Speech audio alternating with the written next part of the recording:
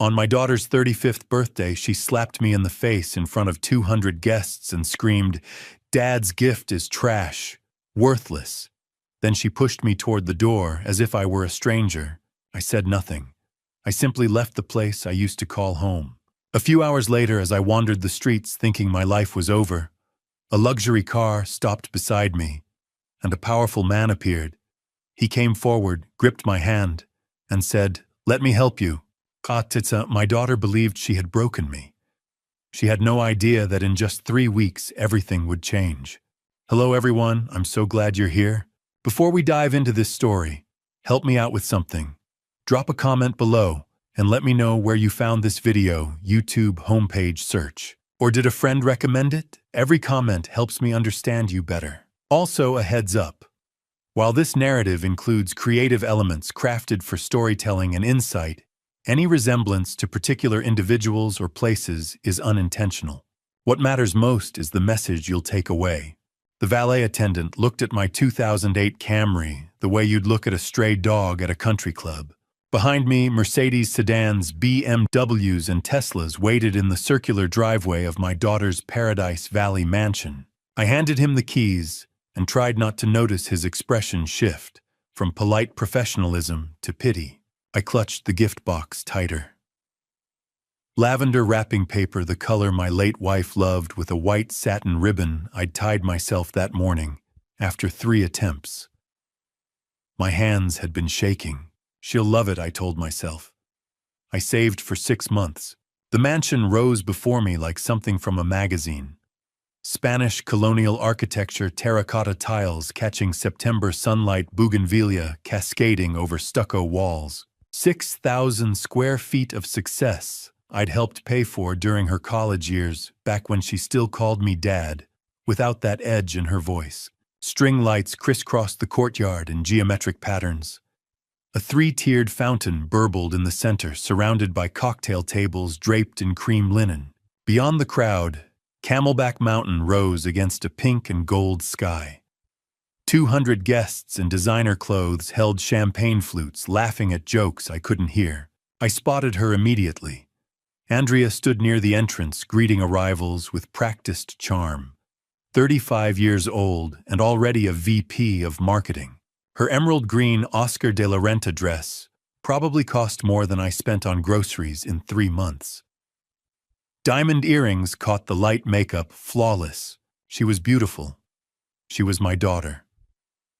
And when she saw me, her smile froze for exactly 1 second before rearranging into something polite and distant. "Dad, you made it." No hug, no warmth. Just those 4 words delivered like she was greeting a delivery man. "Wouldn't miss it, sweetheart," I said. "You look lovely." "Thank you." She turned to the couple behind me, matching Rolex watches, and her voice transformed into something animated and genuine. "David, Sarah, I'm so glad you could come." I stepped past her into the courtyard. Business elite, society friends, colleagues. I recognized maybe 3 faces. I found a spot near the fountain and stood holding my gift box like a life preserver.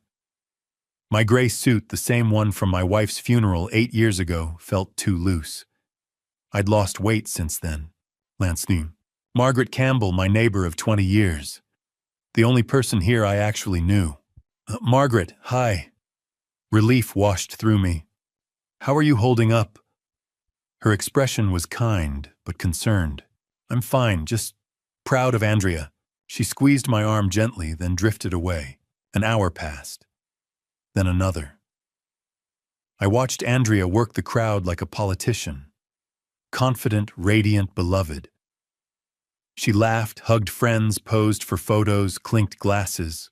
And I stood in the corner in my 20-year-old suit, wondering why I still felt like I was waiting for permission to be here. The music stopped around 9:30. "Ladies and gentlemen, the birthday girl would like to say a few words." Andrea stepped into the spotlight. "Thank you all so much for being here tonight. I'm so lucky to be surrounded by such incredible people. But first, let's see what surprises you brought me." A man handed her a large silver box. Inside was a Hermes Birkin bag in caramel leather. Oh my God, David, you shouldn't have. She hugged him. The crowd applauded. Phones rose to capture the moment. Next, Claudia gave her a spa retreat certificate.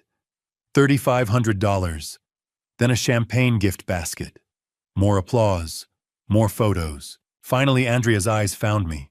And last but not least, Dad, come on up. 200 pairs of eyes turned toward me. I walked forward, my shoes clicking on tile. I handed her the lavender box. She unwrapped it slowly. Inside, nestled in velvet, was a Cartier Tank Française watch, stainless steel with white dial blue hands leather strap. The same watch her mother had pointed out 12 years ago, saying Andrea would love it someday. I'd saved for 6 months. Andrea stared at the watch for 3 seconds. Then she looked up at me, her expression ice. A used watch, Dad. The courtyard went silent. Ma, this is what 6 months of your pension bought. This is worthless antique junk. I can't even wear this with my wardrobe. Gasps scattered through the crowd. Andrea, it's the one your mother said you liked. My voice shook. Cartier Tank, just like... I said I wanted a Santos, not a tank. You never listen. And this is used. Did you buy this from a pawn shop?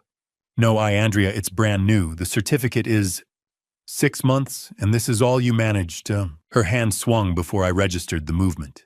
The slap cracked across the courtyard like a gunshot. My head snapped left. Pain exploded across my cheek. I stumbled backward, 64 years old, and unsteady, my hand shot out to catch the cocktail table. The champagne glass shattered. Sharp pain tore through my palm. A glass fragment embedded near my thumb. I hit the tile floor hard. The gift box lay beside me, the watch spilled onto the ground. 200 people froze. No one moved. No one spoke. The only sound was the fountain still burbling. Then Margaret Campbell pushed through the crowd. Andrea, what is wrong with you? Andrea didn't flinch. Stay out of family business, Margaret. Margaret knelt beside me, pressing a linen napkin against my injured hand. The fabric darkened immediately.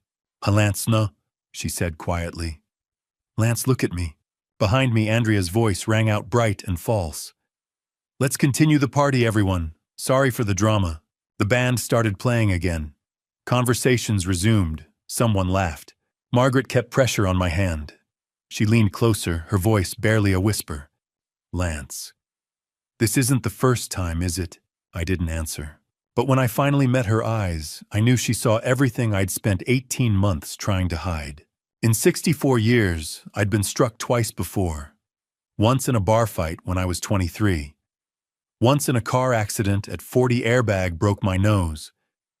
But I'd never been struck by someone I'd raised, someone I'd loved more than my own safety. That kind of hurt doesn't live in your body.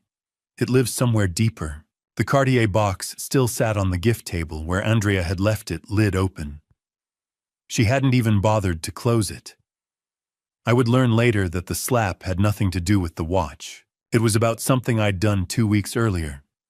Something I'd never done before in 35 years of being her father. I'd said no, but in that moment, sitting on the tile floor with Margaret Campbell kneeling beside me, all I knew was the ache in my hand and the weight of 200 pairs of eyes. Most of them looked away. Margaret helped me to my feet. My legs felt unsteady, like I'd aged another decade in 10 minutes.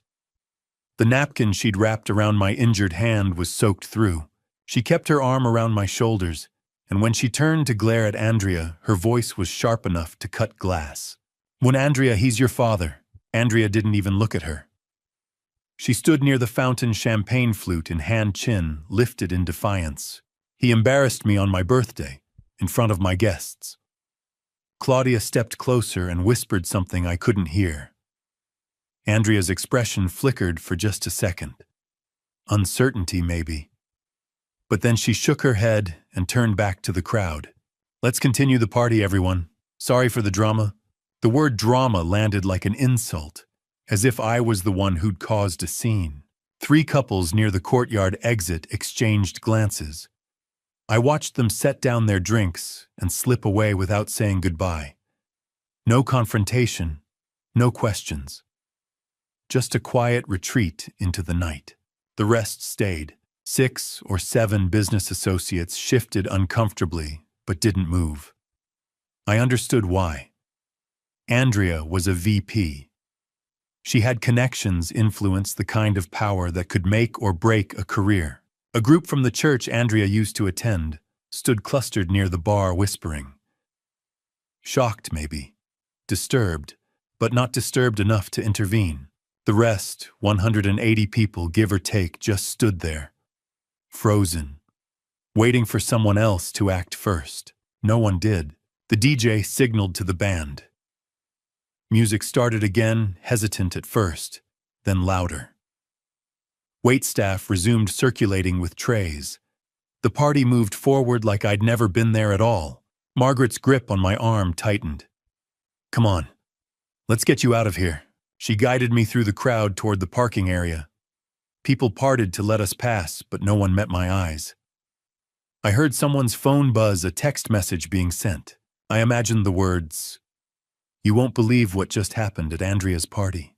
By the time we reached the valet stand, my hand was throbbing with each heartbeat.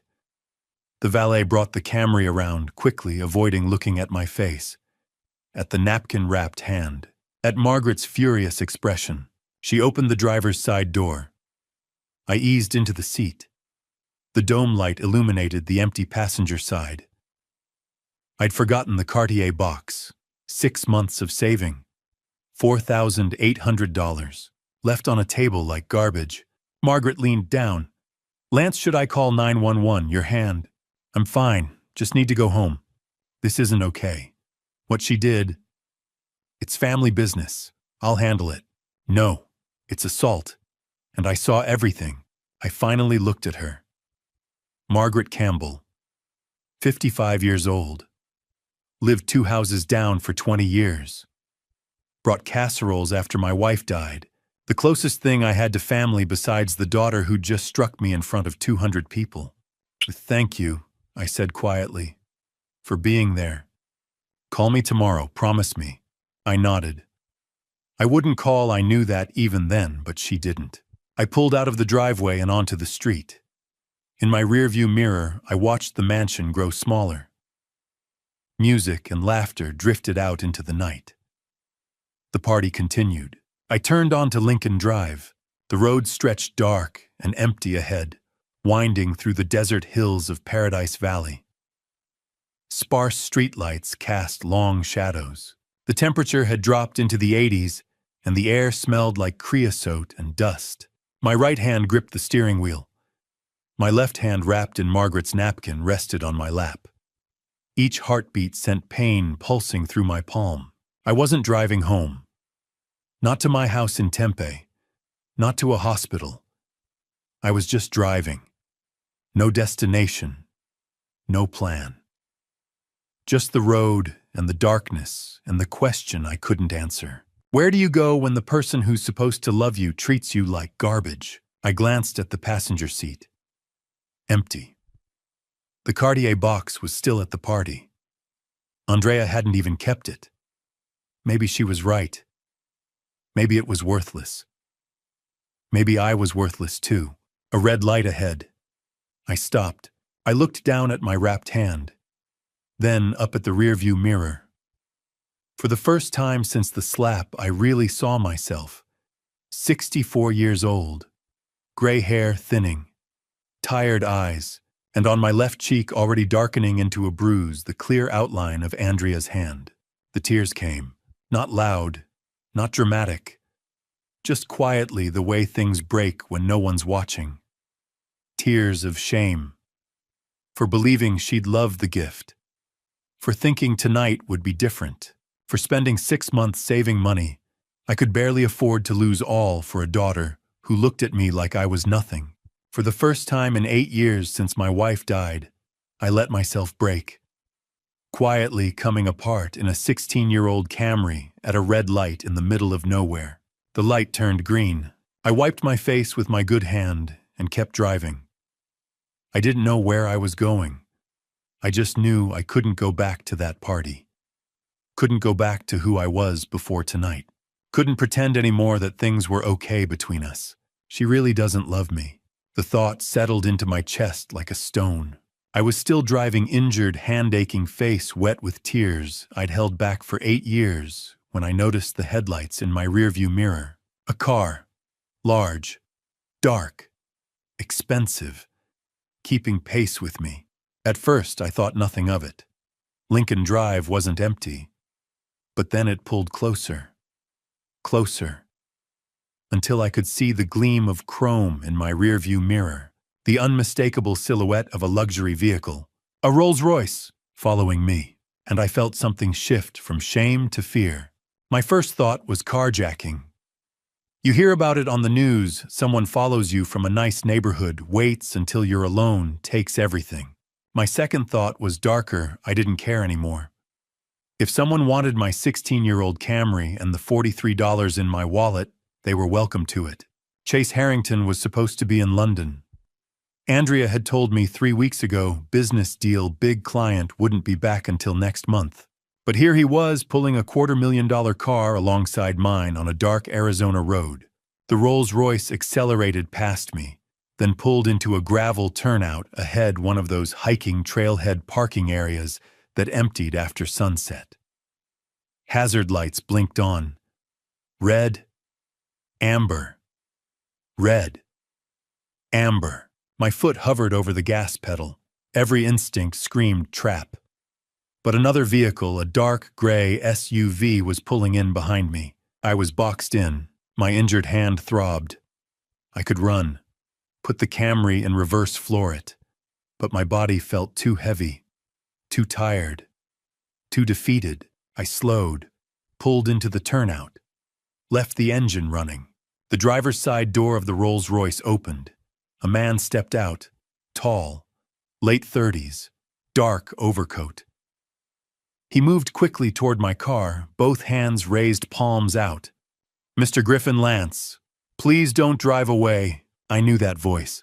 Chase Alkins. He ran the last few steps to my car, opening my driver's side door, crouching to eye level. His face was flushed, urgent eyes wide with concern. "Lance, are you okay? Your hand, let me see." I pulled my hand back. "Chase. What are you? You're supposed to be in London." I flew back tonight as soon as I heard.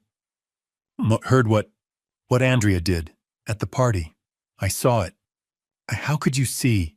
Because I've had people watching for months. He gripped the doorframe. "Please, get out of the car. Come with me. I'll explain everything." Behind him, 2 more figures emerged. A woman from the Rolls-Royce mid-50s charcoal gray suit, carrying a leather briefcase. A man from the SUV mid-40s jeans and leather jacket, camera bag over his shoulder. Chase gestured toward them. "Lance, this is Evelyn Cross. She's a lawyer, one of the best in Arizona. And this is Detective Marcus Cole." I stared at them.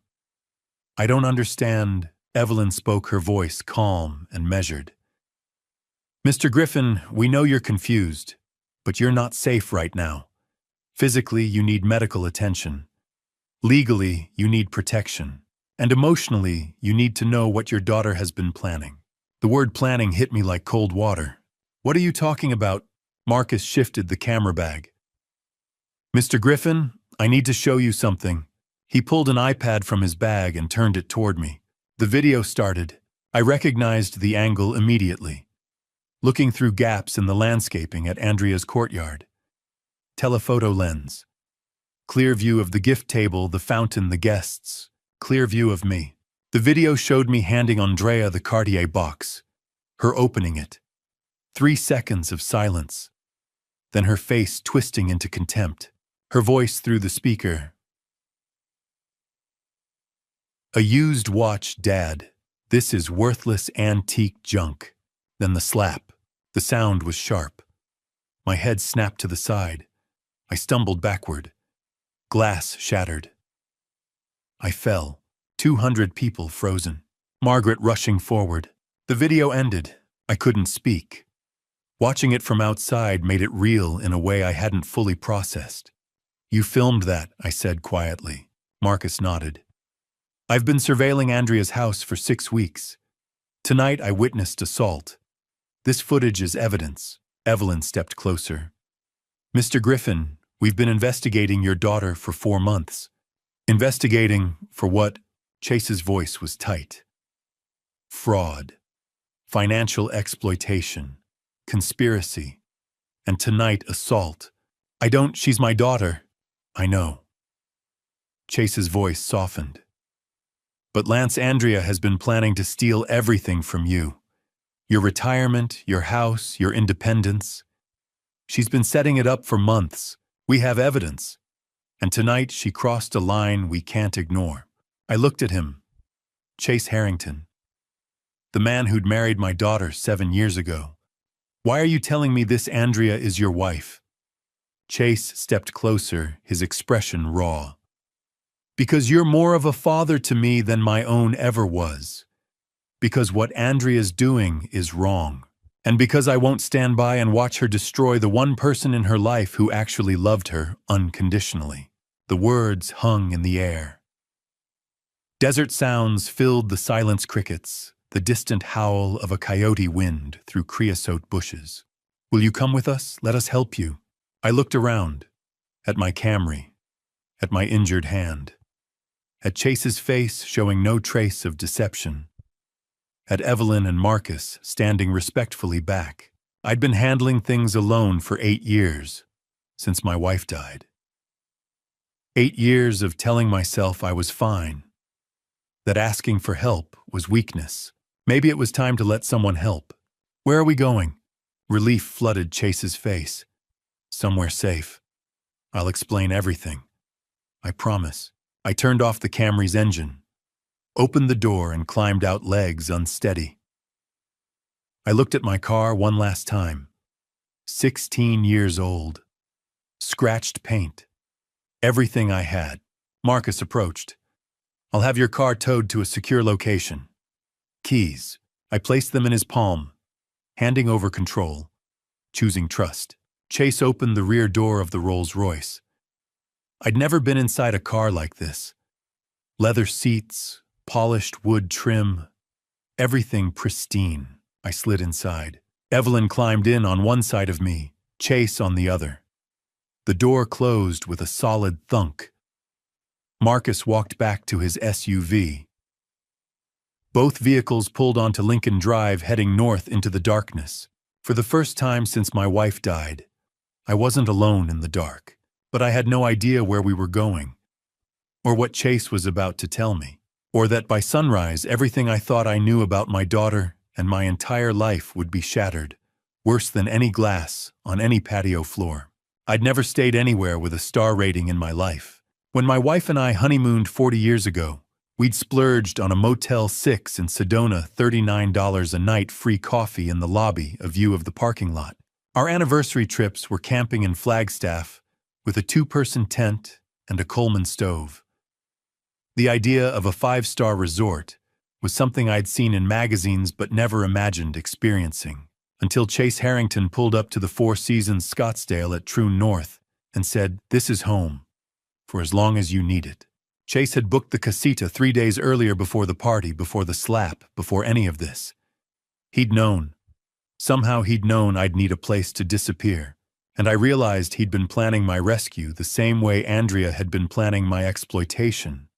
The difference was, one of them was doing it out of love.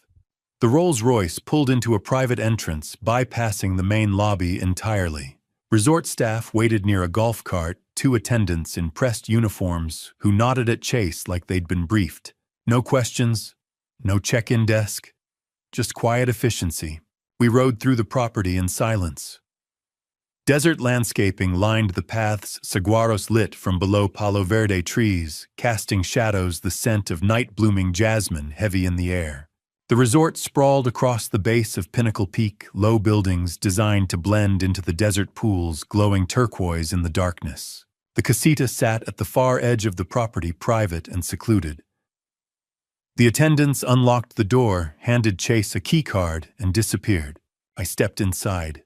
The space opened before me like something from a different world. Open-plan living room with leather furniture, Southwest art on the walls, a gourmet kitchen with granite counters I'd never use. Beyond the living area, 2 bedrooms, a king bed in the master, a guest room with twins. The bathroom had a rain shower and a soaking tub big enough for 2 people. But what stopped me was the far wall. Floor-to-ceiling windows overlooking the valley. Through the glass, I could see an outdoor patio with a private pool, an outdoor shower, a stone fireplace. And beyond that, the lights of Scottsdale spreading across the valley floor like a blanket of stars with the dark silhouette of Pinnacle Peak rising against the night sky. I walked to the window, pressed my bandaged hand against the glass. "I can see the stars," I said quietly. Chase stepped up beside me, hands in his pockets. "You haven't been able to see stars in a while, have you?" I shook my head. "No, I haven't." He didn't ask what I meant. He already knew. The last 8 years had been about surviving, not living. I hadn't looked at stars in a long time. A knock at the door broke the moment. Chase opened it. An older man stood in the hallway, silver hair, kind eyes, carrying a leather medical bag. "Lance, this is Dr. Alan Brooks," Chase said. "He's going to look at your hand." I blinked. "You arranged a doctor at midnight." "I arranged everything." Dr. Brooks extended his free hand. His grip was gentle. "Mr. Griffin, I'm sorry we're meeting under these circumstances. Let's see what we're dealing with." He gestured toward the dining table. I sat.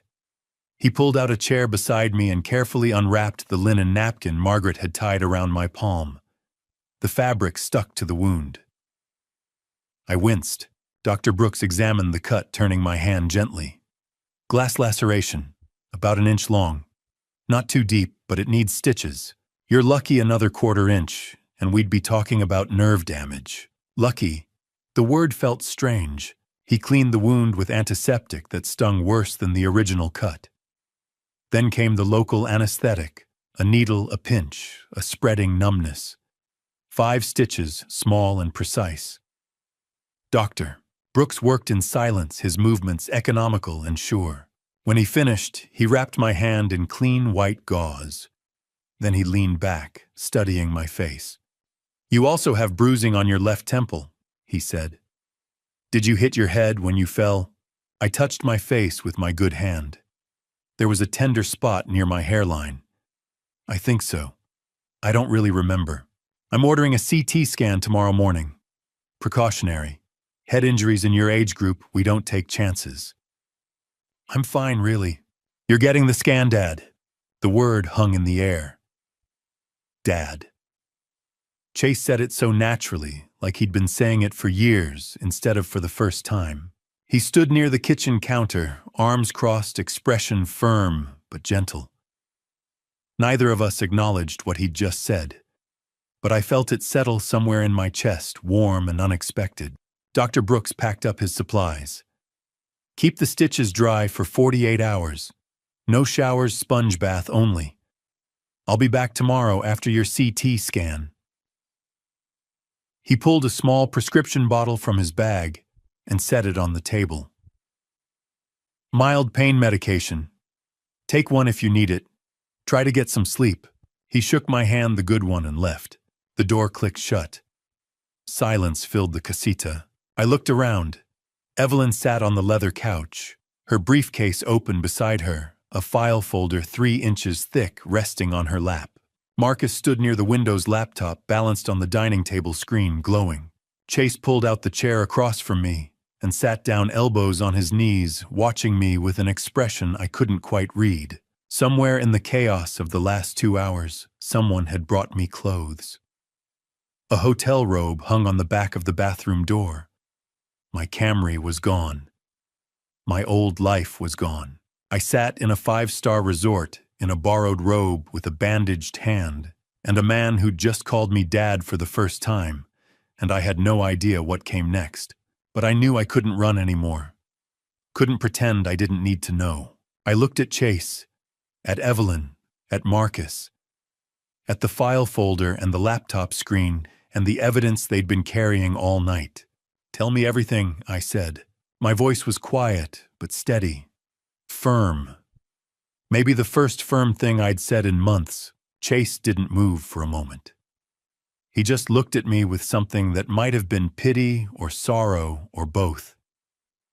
Then he glanced at Evelyn and Marcus and nodded. Evelyn placed the 3-inch file on the coffee table between us with a soft thud. Marcus turned his laptop screen so I could see. Chase leaned forward. Hands clasped, and his voice when he spoke was careful and deliberate. 4 months ago in May, I noticed something wrong. $25,000 missing from my joint account with Andrea. And that's where this started. Chase leaned back in his chair, eyes fixed on some point beyond the window. Then he began. 4 months ago, May early morning, I woke up to an alert on my phone. Bank notification. Large withdrawal from joint account. $25,000. Gone. When I asked Andrea about it over breakfast, she didn't even look up from her coffee. Charity donation, she said, for the women's shelter downtown. I asked which shelter. She said she'd find the receipt. She never did. I watched him as he spoke. His hands were clasped loosely, but his jaw was tight. This was a man who'd spent 4 months carrying secrets. I wanted to believe her. But I'm a businessman, Lance. I've built 3 companies from the ground up. I know when numbers don't add up, and $25,000 doesn't just vanish for charity without a paper trail. He paused, glanced at Marcus, standing near the window, then back to me. So I did something I'd never done before I stopped trusting my wife, and I hired someone to find out why. Marcus gave a slight nod but said nothing. Chase continued. I checked myself, called around to every women's shelter in the valley. None of them had received a major donation in May. Not from Andrea. Not from anyone matching her description. I felt something cold settle in my stomach. When I pressed her, she changed her story. Said she'd given cash, that they don't always issue receipts. Chase shook his head. But nonprofits always document large donations.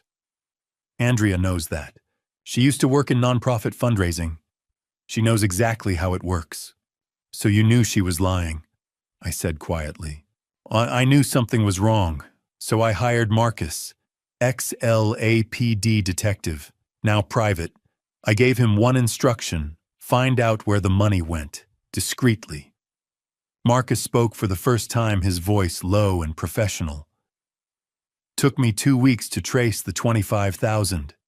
It was deposited into a separate account Andrea had opened 6 months earlier. Chase didn't know it existed. How much was in it? I asked. $73,000, Chase said. The 25 I'd seen was just the latest deposit. There were others, smaller amounts, all from our joint account over 6 months. I just hadn't been paying attention. The room felt heavier. Evelyn sat on the couch across from me, watching Chase with calm focus. Chase kept going. By the 4th week, Marcus had started following Andrea. Surveillance. He followed her to 3 different law offices over 2 weeks. He looked at me. Elder law. Conservatorship. Guardianship cases. My mouth went dry. Andrea was meeting with lawyers about how to declare someone legally incompetent, how to take control of their finances, their healthcare decisions, their entire life. Marcus stepped away from the window. By the 5th week, I found the psychiatric appointments. Dr. Patricia Morales. 4 visits in June. Andrea was requesting evaluations for a family member. Medical records requests. Competency assessments. She was building a case. Evelyn said, her voice calm and factual. To have you declared mentally incompetent. It's a legal process. She needed documentation. A doctor's statement. Proof that you couldn't manage your own affairs. I thought about the conversations Andrea and I had over the past few months. Her questions. Do you remember what day it is? No. Did you take your pills this morning? You seem confused lately. Little comments, subtle, planting seeds. Chase saw the recognition on my face. By the 6th week, Marcus had connected the dots. Conservatorship lawyers, plus psychiatric evaluations, plus a secret bank account. It's a pattern. Her father, I whispered. Me. Chase confirmed. Silence filled the casita. I confronted her, Chase said. Late June, at home. I asked her straight out, the $25,000. It didn't go to charity, did it? He looked at me, and I saw the weight of that conversation still sitting on him. She was caught off guard, said she'd needed it for something else. I told her I knew about the separate account. I watched her face change. She got angry, asked if I'd hired someone to spy on her. He paused. Then I asked her why she had a secret account. What did she say? She pivoted.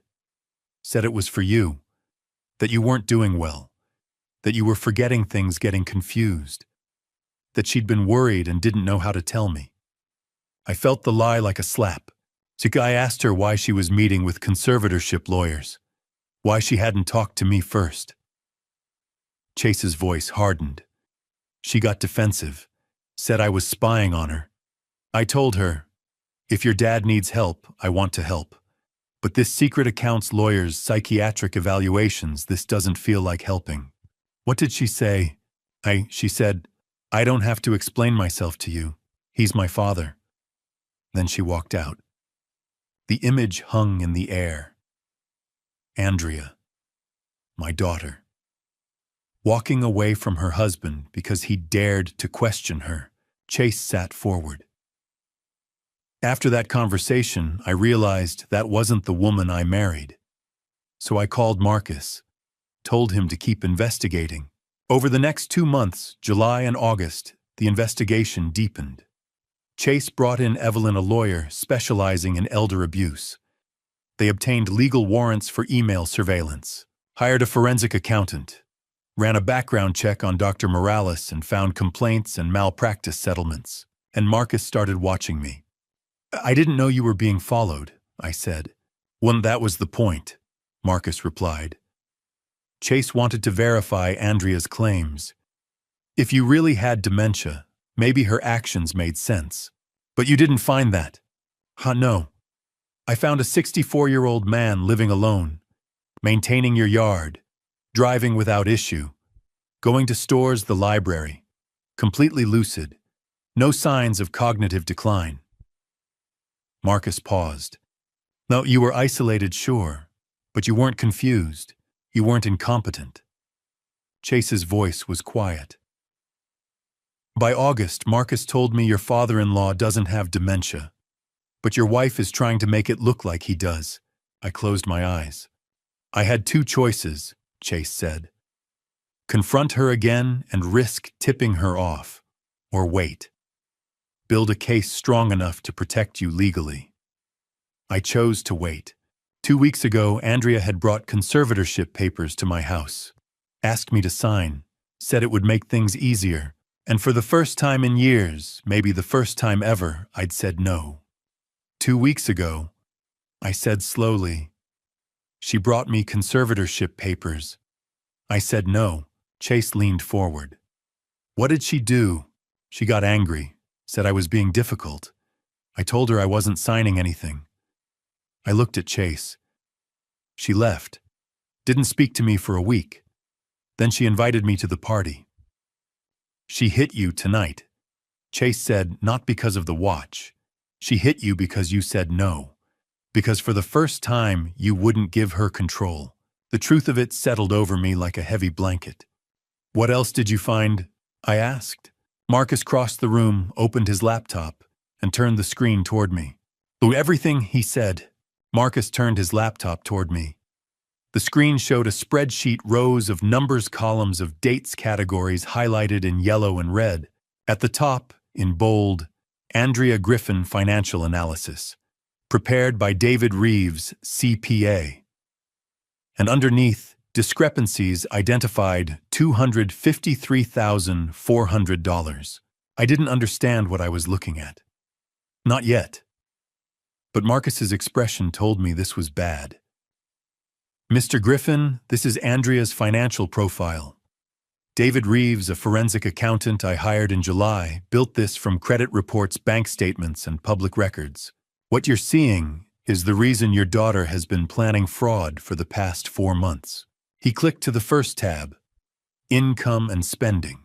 Andrea's base salary as VP of Marketing is $185,000 a year. But look at her annual spending. He pointed to a column on the right, $280,000 a year. I stared at the numbers.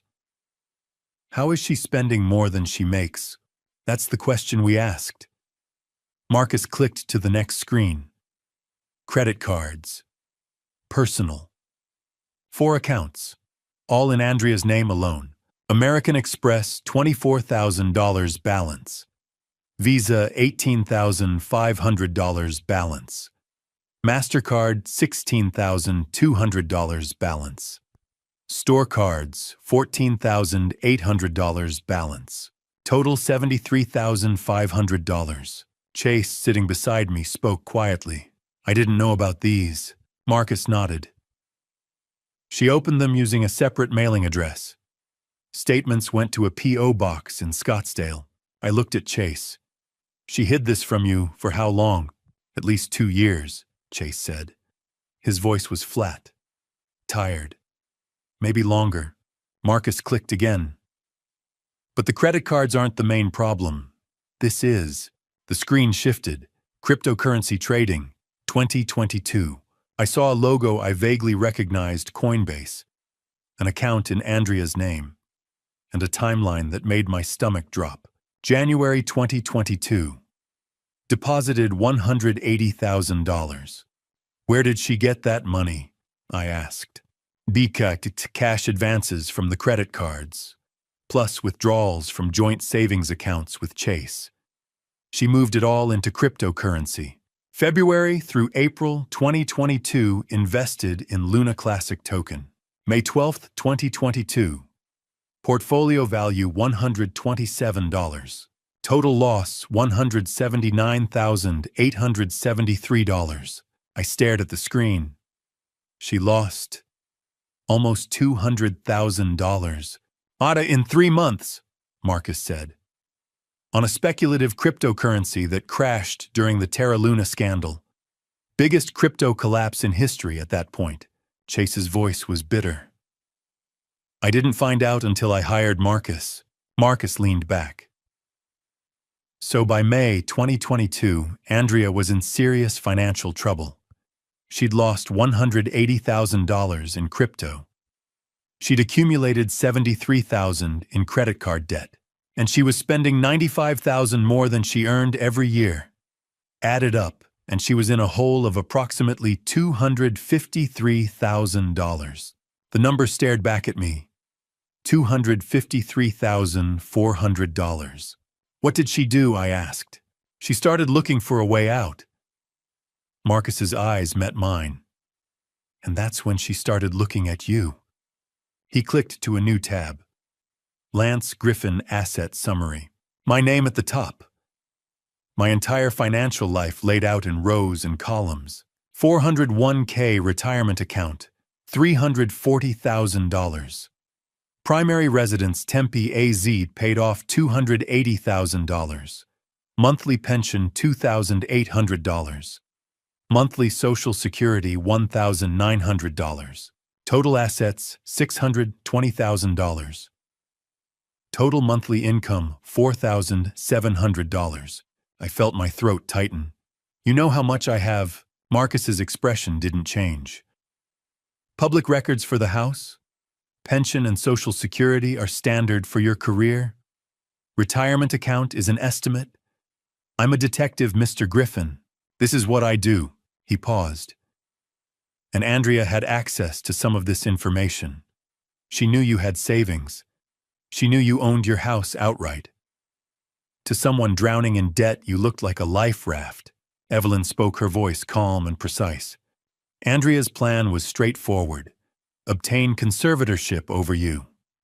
Once she has legal authority, she can sell your house $280,000. Withdraw from your 401k $340,000. Control your pension and Social Security $4,700 a month. She could access over $620,000 almost immediately. That would erase her debts, cover the crypto losses, and fund her lifestyle for years. I looked at the numbers. $620,000. My entire life. 40 years of work. Reduced to a target. But if she needed money, I said slowly, I would have given it to her. She's my daughter. If she just asked. Chase cut me off. Asking means admitting she has a problem.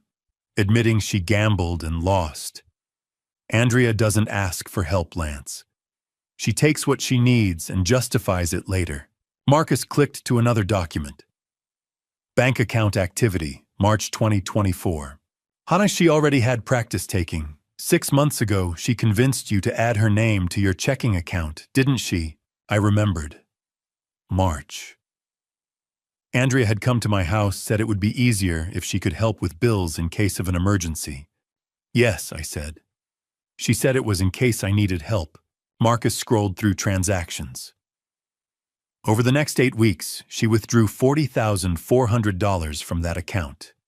ATM withdrawals. Checks made out to cash. Wire transfers to her Coinbase account. The withdrawals were highlighted on the screen. April 3rd.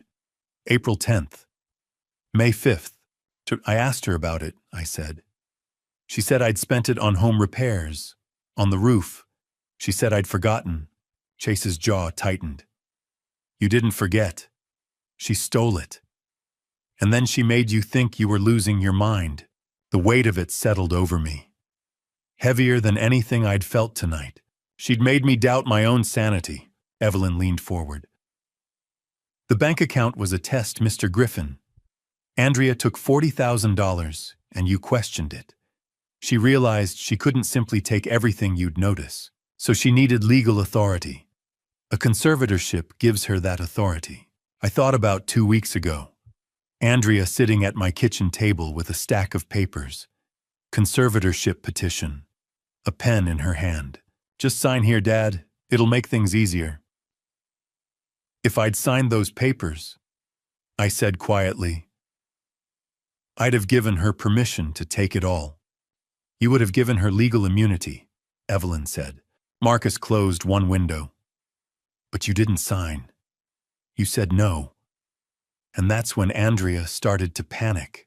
That's when she decided to humiliate me, I said. At the party, in front of 200 people, Chase shook his head. Or she was punishing you for daring to set a boundary. I sat back. It was past midnight. I looked at the numbers on Marcus's screen one more time. $620,000. And I thought about Andrea tonight. Emerald green dress, diamond earrings, champagne glass raised. She wasn't celebrating her birthday. She was celebrating what she thought she was about to take from me. I wasn't her father, I said quietly. I was a solution to a problem. Chase's voice was gentle. I'm sorry, Lance. I didn't respond. I just stared at the screen and felt something shift inside me. Anger. Cold, quiet, growing. The next document Marcus pulled up wasn't a spreadsheet. It was an email. The subject line read, Dad's Evaluation. Sender Andrea Griffin. Recipient Dr. Patricia Morales. Date June 15, 2024. And the moment I started reading, I felt something inside me go cold. Not angry cold, but the kind of cold you feel when you realize someone you love has been planning your destruction with the same care most people plan a vacation. I'd never heard the name Patricia Morales before that night, but apparently she'd written a 9-page psychiatric evaluation declaring me mentally incompetent, citing tests I'd never taken, behaviors I'd never exhibited, and a diagnosis that would have stripped away my legal rights. All for $15,000. Marcus turned the laptop so I could see the screen clearly. These emails came from Andrea's personal account. We obtained them through a legal subpoena after Evelyn brought her in as co-counsel in July. The first email was dated June 15th. Andrea wrote to someone named Trish, saying she hoped the recipient was well and needed help with something sensitive. She explained that her dad, Lance Griffin, 64, had been showing signs of memory loss and confusion lately. She said she was really worried about me living alone and asked if this Trish could do a psychiatric evaluation. She just wanted to make sure I was okay and see if I needed more support. "Who is this person?" I asked. "Patricia Morales." Marcus didn't look away from the screen. "Psychiatrist. Licensed in Arizona. Went to medical school with Andrea at the University of Arizona. They were roommates sophomore year. Hadn't been in touch much since graduation, but Andrea reached out in June." I stared at the email. It looked so normal. "Concerned daughter. Worried about aging father. Keep reading," Marcus said. He clicked to the next email. The reply came a week later, June 22nd. Dr. Morales wrote that she'd seen my father that morning at her office in Tempe. They'd spent about 90 minutes together. Cognitive tests, memory exercises, general conversation. She had to be honest. He seemed completely sharp. Scored in the normal range on all assessments. Memory was good, reasoning intact. No red flags for dementia or cognitive impairment. If anything, he seemed a bit lonely and stressed, but that wasn't a medical diagnosis. She said she knew Andrea was worried, but from what she observed, I didn't have dementia. Maybe I was just getting older and forgetting minor things. We all do that. I looked up from the screen. I never went to her office. I've never met this woman in my life. Marcus nodded. We know. She made up the evaluation. Wrote it like it happened so she'd have documentation. That email was her covering herself so later she could say, I told Andrea he was fine, but she knew what was coming next. Chase leaned forward. Andrea wasn't going to take no for an answer. Marcus clicked to the next email. It was sent 3 days later, at 11:47 at night. Andrea's tone had changed completely. She wrote that she needed this diagnosis. Dr. Morales didn't understand this wasn't just about worry. She needed documentation that I had diminished capacity. She needed it in writing. Then Andrea brought up something from their past. She reminded Patricia about sophomore year a pharmacology final, when Patricia had cheated off another student's paper, and Andrea had covered for her when a professor questioned the identical answers. Andrea had kept that secret then. Patricia owed her now. Andrea said she wasn't asking for something crazy, just an evaluation that said what she needed it to say. Early-stage dementia, diminished capacity, needs supervision. That's it. She'd make it worth Patricia's while. $15,000. Cash or wire, her choice. She told Patricia to think about it, but not to take too long. Silence filled the casita. I read the words again, then a third time. She threatened her, I said quietly. With something from 15 years ago, Evelyn spoke from the couch. Blackmail combined with bribery, both of which are felonies under Arizona law. Chase's voice was bitter. Andrea doesn't ask for what she needs. She finds leverage, and if there's no leverage, she makes it. Marcus scrolled to the final email in the chain dated June 28th. Dr. Morales' response was brief. She agreed. She'd write the assessment. But if this ever came back on her, if anyone questioned this, they never had this conversation. Understood. She told Andrea to send the money to her personal account, and once it cleared, she'd have the report ready in a week. This was the last time she'd do anything like this for Andrea. Marcus leaned back. She agreed. For money. Because Andrea had leverage and because Dr. Morales was desperate. He pulled up a bank statement. Transfer details showed $15,000 moving from Andrea Griffin's personal checking account to Patricia Morales' personal checking account on July 2nd. The memo line read, Consulting Services. And Andrea withdrew this from the secret account, Marcus said. She paid Dr. Morales $15,000 to commit fraud. I felt sick. Marcus clicked to the next document. Official letterhead. Dr. Patricia Morales, MD, Arizona medical license number printed at the bottom. 9 pages long. The psychiatric evaluation was dated June 22nd. It listed me as the patient. Marcus scrolled through it, slowly reading excerpts aloud. The report claimed I presented with signs of early-stage cognitive decline, likely Alzheimer's type. It said memory impairment was evident during testing, that I was unable to recall 3 words after a 5-minute delay. It claimed I exhibited confusion regarding recent events and demonstrated poor judgment in financial matters. The conclusion stated my decision-making capacity was significantly diminished. The recommendation legal conservatorship warranted to protect patient from self-harm and financial exploitation. I stood. I couldn't sit anymore. I walked to the window and looked out at the dark desert. "I never took those tests," I said. My voice came out shaking. "None of that happened." "We know," Marcus said. I turned around. "She didn't just try to steal my money. She tried to steal my mind." 12 years ago, my brother Hank and I stood in a lawyer's office reading our parents' will and said things brothers should never say to each other.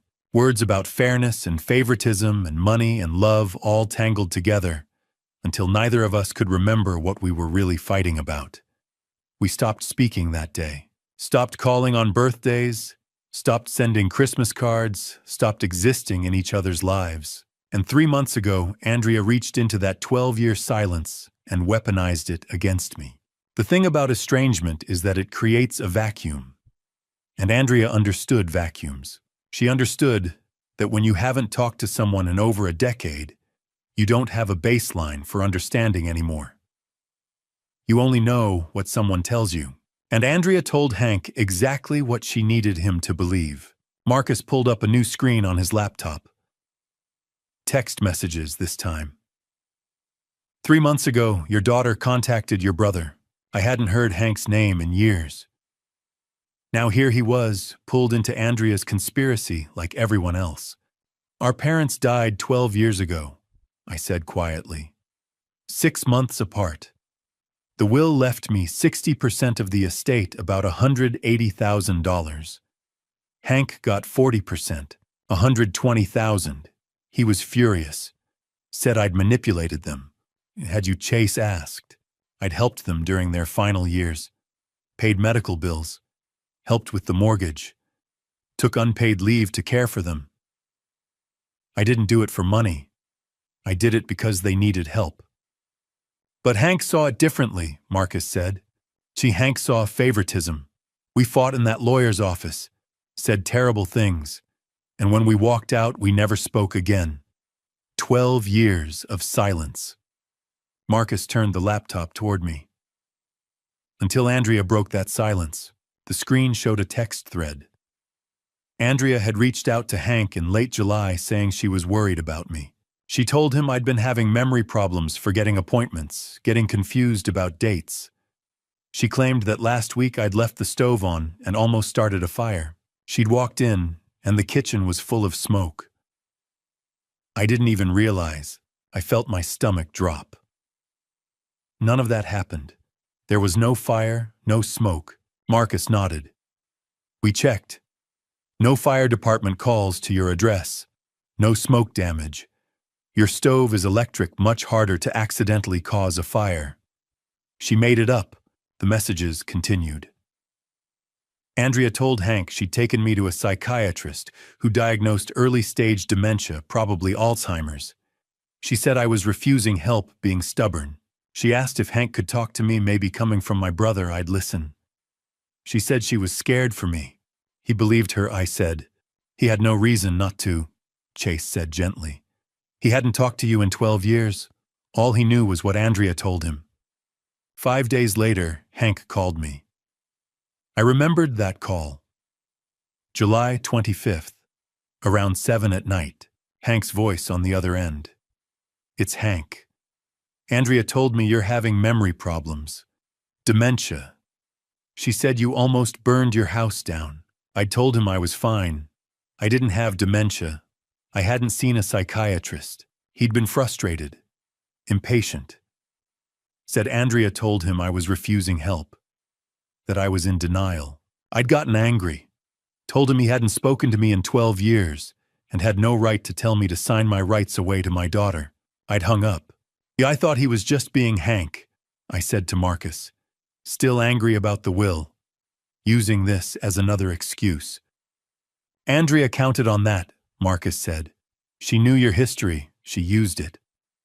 The texts continued after the call. Andrea told Hank that my denial was a classic symptom of early dementia, that I had good days and bad days and he'd happened to catch me on a good day. She asked if he'd be willing to write a statement, just saying he was concerned based on what she'd told him. It would help with the legal process. Marcus pulled up an email showing a draft affidavit Andrea had sent Hank on August 1st. The document stated that Hank had been informed by Andrea of concerning cognitive decline and supported efforts to provide me with appropriate care and supervision. He almost signed it, Marcus said. Andrea called him twice, pressured him, but something held him back. He felt uneasy, said it felt wrong to sign something so official when he hadn't actually seen you. And then you contacted him, I said. Marcus nodded. Last week. Showed him everything. The emails with Dr. Morales, the financial fraud, the fake medical report. Told him Andrea had manipulated him. What did he say? He said, "Oh my God, she lied to me, about all of it." He felt sick, angry at himself for believing her. He asked me to apologize to you on his behalf, and he asked if you'd be willing to talk to him. After this is over, I stood and walked to the window. My eyes were burning. For 12 years, I said quietly. I thought Hank didn't want to talk to me because of the inheritance. But now, what if Andrea made sure we stayed apart? What if she knew that as long as we weren't talking, I had no family support, no one to check in, no one to notice if something was wrong? Chase's voice was gentle behind me. Isolation is a classic abuse tactic. My own daughter isolated me from my own brother. I turned around. Will Hank really testify? Marcus didn't hesitate. He signed an affidavit yesterday. States that Andrea contacted him under false pretenses, lied about your health, attempted to manipulate him into supporting a fraudulent conservatorship. He's willing to testify in court. I sat back down. My voice cracked slightly when I spoke. Tell him yes. Tell him I'll talk to him. When this is over. Marcus nodded. Then he closed the text thread and looked at me with something like sympathy. Mr. Griffin, there's one more thing you need to know. Something Andrea did 6 months ago. Something she spent months making you believe was your fault. He pulled up new screens, bank statements, withdrawal records, dates in March, and I felt the room tilt because I knew what he was about to show me. March, 6 months before the birthday party, 6 months before the slap. Andrea came to my house on a Sunday afternoon with 2 bags of groceries from Whole Foods and a box of Sprinkles cupcakes, the red velvet kind my wife used to make from scratch. She smiled when I opened the door, kissed my cheek, said, "I miss spending time with you, Dad." And I believed her. Because I wanted to believe her. Because she was all I had left. For 6 months after that Sunday, I lived in a fog of terror that had no name. I started keeping a blue spiral notebook by my bed, writing down everything I did, every conversation, every phone call, every dollar I spent. I checked it obsessively 3 times a day, 4 times a day, convinced I was losing my mind. Convinced that the creeping darkness my wife had feared in her final months was finally coming for me too. But I wasn't losing my mind. I was being erased, methodically, deliberately, by my own daughter. Marcus closed the text thread on his laptop and opened a new file. The screen filled with rows of transactions, dates, amounts, descriptions, all highlighted in yellow. He turned the laptop toward me. "This is your Chase checking account, Lance. March through May 2024. I leaned forward. The balance at the top read $87,400. By the bottom, it had dropped to $47,000. $40,000, I whispered. $40,400, Marcus corrected. Gone in 8 weeks. I remembered that Sunday in March. Andrea had unpacked the groceries in my kitchen, arranged the cupcakes on a plate, poured us both coffee, and sat across from me at the table where I'd eaten breakfast alone for 8 years. She'd said she'd been thinking, what if something happened to me? What if I had an emergency, and she couldn't help because she didn't have access to my accounts? She said she wasn't trying to control anything. She just wanted to be able to help, in case of emergencies. 2 days later, we sat in a Chase Bank branch in Scottsdale. The banker had walked us through the paperwork, explaining that as a joint owner, Andrea would have full access to withdraw, transfer, or close the account. Andrea had squeezed my hand. It's just for emergencies, Dad. I'd signed. The first withdrawal happened a week later.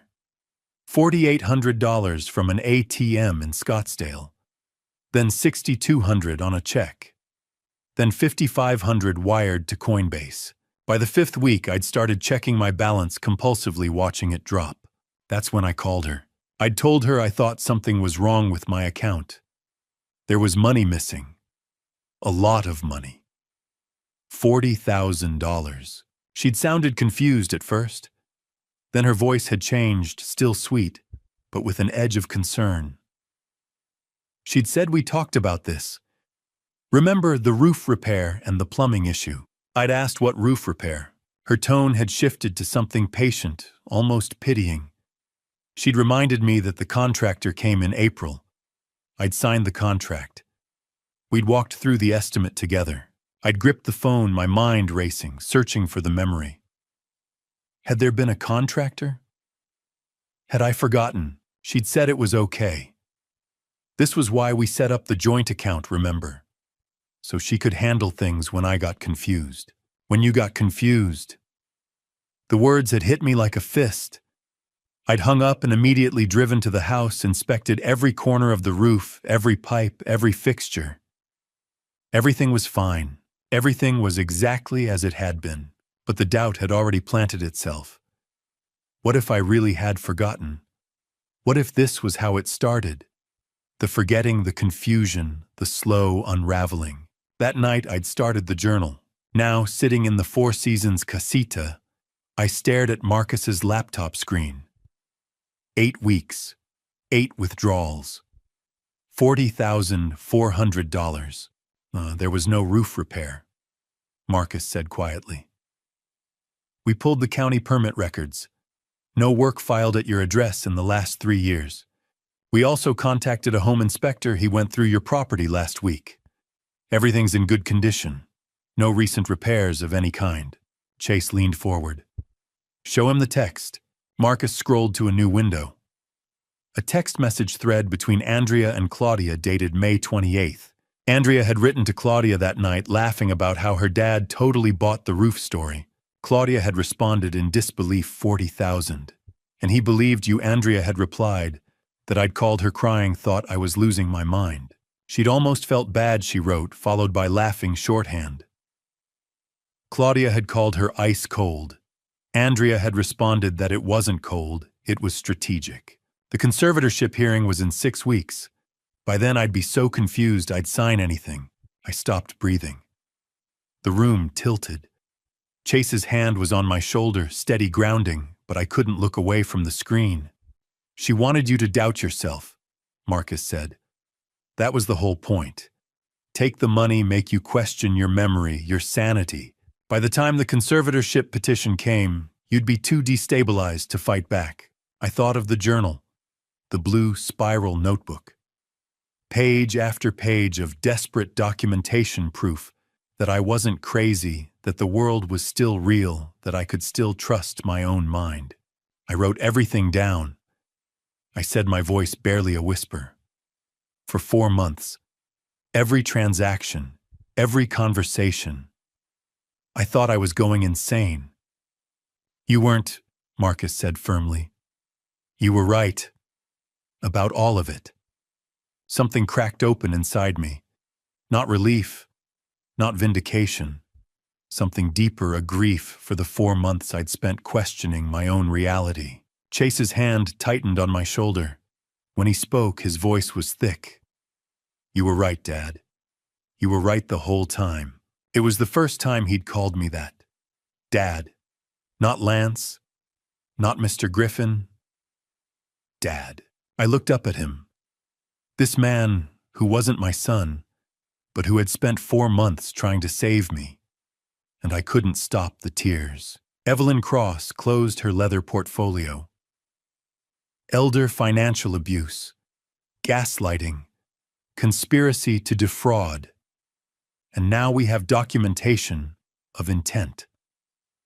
She looked at me. This is enough, Lance. More than enough. I wiped my eyes, my hand still bandaged from the broken glass. What happens now? Evelyn's expression was calm, certain, and for the first time since Andrea had struck me 6 hours ago, I felt something other than fear. Now, she said, we build justice.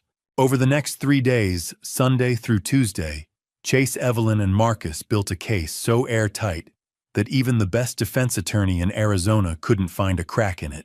They started by proving the one thing Andrea had spent months lying about, that I was perfectly, completely, undeniably sane. And they did it with a test I was terrified to take. The Mayo Clinic is one of the top hospitals in the country.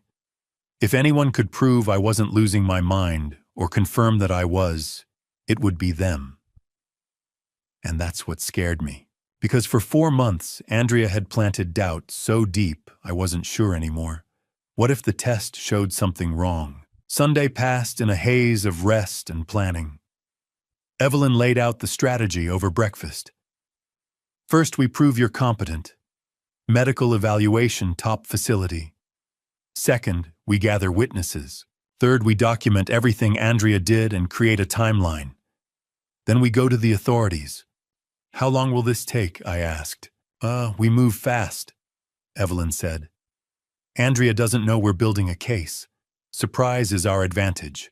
Monday morning, Chase drove me to the Mayo Clinic Arizona campus in Scottsdale. Inside, Dr. Helena Warren, chief of neurology, waited behind a polished desk. She was tall with gray hair cut in a professional bob, radiating decades of authority. Mr. Griffin, she said, shaking my hand firmly. I understand you've been told you have cognitive decline. We're going to test that thoroughly today. What if there is something wrong? My voice caught. Dr. Warren's expression softened. Then we'll know and we'll address it. But from what I've been told by Mr. Harrington's team, I don't expect to find impairment. Let's see. The assessment took 3 hours. Memory tests, she gave me 3 words to remember apple table penny, then asked me to recall them 5 minutes later. I repeated them perfectly. Spatial reasoning, copying geometric shapes, drawing a clock. Language tests, naming objects, repeating complex sentences. Executive function, problem-solving scenarios, pattern recognition. Attention counting backwards from 100 by sevens. I made no errors. When Dr. Warren reviewed the results, Chase sat beside me. She looked at me across the desk and said, Mr. Griffin, your cognitive function is not just normal. It's superior for your age group. She turned her computer monitor toward us. The score read 142 out of 144 possible points. And that places you in the 98th percentile for 64-year-olds. You absolutely do not have dementia. No signs of Alzheimer's. No cognitive impairment whatsoever. Whoever told you otherwise was either incompetent or lying. My throat closed. So I don't have dementia. You do not, Dr. Warren said firmly. You're cognitively healthy. I'm writing a full report. I pressed my hands to my face and cried. Not tears of shame, these were tears of pure relief. Mr. Griffin, are you okay? Dr. Warren asked gently. I lowered my hands. I've been terrified for 4 months that I was losing myself. And you're telling me I'm fine. You're more than fine, she said. In the parking lot afterward, I stopped and looked back at the building. I'm not crazy, I said aloud. Chase stood beside me. You never were. That afternoon, David Reeves called Evelyn with another discovery. He'd gone through Andrea's corporate credit card issued by the tech company where she worked as VP of marketing. He'd found $48,000 in personal expenses disguised as business over 18 months. Client dinners that were actually luxury spa days. Marketing conference travel that turned out to be vacations to Cabo. Designer handbags disguised as team-building supplies. "This is corporate fraud," Reeves said over speakerphone. "FBI will be interested since the company operates in multiple states. Wire fraud charges are possible." "Document everything," Evelyn replied. "We're adding it to the file." Tuesday brought the witnesses. Margaret Campbell arrived first at Evelyn's downtown Phoenix office, giving a written statement detailing 20 years of watching Andrea treat me poorly. She described the slap at the party, how she'd intervened, how she was willing to testify in court. Marcus had tracked down 12 guests from the party who'd witnessed the slap. Initially hesitant, worried about social fallout in Paradise Valley's tight circles, they eventually agreed to give statements. 12 people describing the same scene: the slap, my fall, the shattered glass, 200 frozen guests. Late Tuesday afternoon, Hank arrived. We met in a conference room at the Four Seasons. When my brother walked in, older now, graying his eyes red, we stood on opposite sides of a table for a long moment. "Lance, I'm sorry," he said. "I should have called you, should have verified. Instead, I believed her and I hurt you. She manipulated both of us," I said. "I'm still sorry. For the 12 years. For the fight. For all of it." "Me too." It wasn't a full reconciliation, not yet, but it was a start. Hank signed an affidavit stating he would testify about Andrea's manipulation. Meanwhile, the Arizona Medical Board had opened an emergency investigation into Dr. Morales on Monday morning. By Tuesday afternoon, her license was suspended. Her lawyer contacted Evelyn with an offer Dr. Morales would cooperate, fully testifying against Andrea in exchange for reduced criminal charges. Tuesday evening, the team gathered at the Four Seasons. Evelyn laid everything out on the coffee table: the Mayo Clinic report, showing I was cognitively superior, the financial forensics documenting crypto losses, debt embezzlement, the $40,000 theft, Dr. Morales' emails and fraudulent evaluation, Hank's texts and affidavit, Margaret's witness statement, 12 party guest statements, video footage of the slap, bank records, wire transfers, a paper trail that led straight to Andrea. "Now, this is overwhelming evidence," Evelyn said. "Any prosecutor would take this case. Any jury would convict." "What do we do now?" I asked. "We have two options. File criminal charges immediately Andrea gets arrested, prosecuted. Or we confront her first. Give her a chance to see what we have." Chase leaned forward. "I want to confront her." "Why?" Evelyn asked. "Because I want her to know. I want her to see that she didn't get away with it." He looked at me. "And I want Lance to see her face when she realizes it's over." Evelyn nodded. We set up a meeting. Neutral location, public enough to be safe. I'll be nearby with Marcus.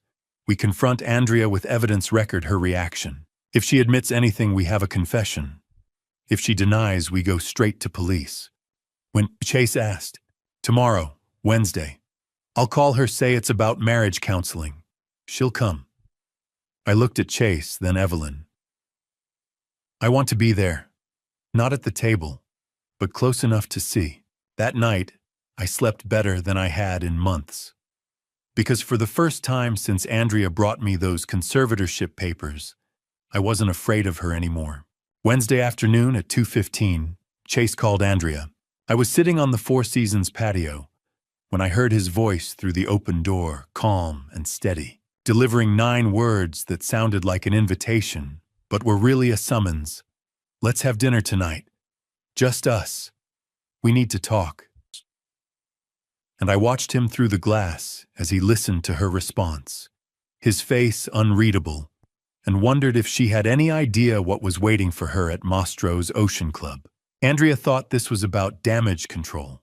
She'd texted Chase twice since the party, once Saturday night saying I'd embarrassed her, once Monday, asking if they could talk when he was back from London. She had no idea Chase had never gone to London. that he'd been in Arizona the whole time, watching, building, preparing. I could hear only Chase's side of the conversation from where I sat. "Andrea, it's me." A pause while she responded. "I know, I got back early. Listen, we need to talk. About Saturday, about everything." Another pause. "Not on the phone. Let's have dinner. Mastro's, 7 o'clock. Just the two of us." I could imagine her voice on the other end, eager, relieved that he was finally engaging after days of silence. "We'll talk about all of it," he said, his tone controlled. "But face to face, will you come?" A longer pause. "Good. 7 p.m., private dining room. I'll make the reservation." She said something else. I caught the faint edge of affection in whatever words she used. "See you then," Chase said and ended the call. He set the phone down and stood there for a moment, staring out at the desert. I walked to the doorway. "What did she say?" I asked. Chase turned. "That she's sorry I had to deal with Dad's outburst. That she wants to explain. That she loves me." He paused, his expression somewhere between sadness and steel. She has no idea what's about to happen." By 3 o'clock, Evelyn had arrived with the final strategy. We gathered in the Four Seasons conference room for what she called a rehearsal. Chase sat across from her while she walked him through every step of the confrontation. "Start calm," Evelyn said. "Don't let her see emotion. Emotion gives her room to manipulate. She's spent years reading you, knowing what buttons to push. Don't give her that opening." Chase nodded. "Present evidence systematically, one piece at a time. Don't dump everything at once or she'll shut down. Build the case layer by layer until there's no room for denial." "What if she tries to leave?" Chase asked. "Let her," Evelyn said. "But she won't. She'll want to explain, to spin, to manage the narrative. That's when you listen. If she says anything incriminating, let her talk. We're recording. Everything she says is evidence." They ran through scenario after scenario. Evelyn played Andrea's role, defensive, tearful, manipulative, while Chase practiced staying controlled. Evelyn turned to me. "You don't have to be there, Lance." "I know," I said. "But I want to. I need to see her face when she realizes." "We'll seat you at a corner table in the main dining room," Evelyn explained. "You'll see them through the glass partition, but they won't see you. You'll be far enough away that you can't hear the conversation, that's safer for you emotionally. You'll watch body language reactions. Is that okay?" "That's perfect," when I said. At 6:30, Marcus and a tech specialist arrived at Mastro's Ocean Club ahead of us. The restaurant was an upscale steakhouse in North Scottsdale. Marcus planted tiny cameras in the private room Chase had reserved legal under Arizona's one-party consent law, since Chase was a participant in the conversation. Audio recording devices served as backup. Evelyn and Marcus would monitor everything from an SUV in the parking lot. At 6:45, the restaurant manager seated me at a corner booth in the main dining room. My table had a clear sight line through a glass partition to the entrance of the private room where Chase and Andrea would sit. I ordered coffee I knew I wouldn't drink. My stomach was in knots. I wore a baseball cap and kept my head down, just another diner among the Wednesday evening crowd. Chase arrived at 6:50. I watched him walk past my table without a glance, heading to the private room. He sat down at the table with his back to the main dining room. He placed a leather portfolio in front of him. Inside, I knew, was an iPad loaded with evidence. Divorce papers in one envelope, a police report in another. Andrea arrived at 7:02. I saw her walk through the main dining room before the hostess led her away. She wore a white sheath dress, and her hair was blown out in soft waves. Her makeup was flawless. She moved with the confident stride of someone who believed she was about to smooth over a difficult situation, maybe even salvage her marriage. The hostess led her to the private room. Through the glass partition, I watched Andrea enter, her face lighting up when she saw Chase. She leaned down and kissed his cheek. I couldn't hear her words, but I could read her lips enough to catch the shape of them. "I missed you." Chase's voice was too low for me to hear, but his body language was neutral, controlled. He gestured to the chair across from him. Andrea sat. A server appeared, and Andrea ordered wine, probably an expensive bottle. When it arrived, she sipped it and leaned forward, animated, speaking with rehearsed brightness. She was talking about the party. About me. I could see her gestures, the way she touched her collarbone, in concern, the slight shake of her head. Then Chase moved. He leaned forward and said something, one word, maybe two. Andrea stopped mid-sentence, her smile fading slightly. Chase reached down and pulled the iPad from his portfolio. He set it on the table between them. Andrea stared at it. Her lips moved. "What's that?" And Chase responded with something that made her face go still. He turned the iPad toward her. From where I sat, I couldn't see the screen, but I knew what was on it. The frozen frame of the courtyard at Andrea's party. And in the center, Andrea's hand raised in the split second before it struck my face. Andrea looked at the screen, then at Chase. Her expression shifted, confusion giving way to comprehension, comprehension giving way to something sharper. Chase said something else. Then he pressed play.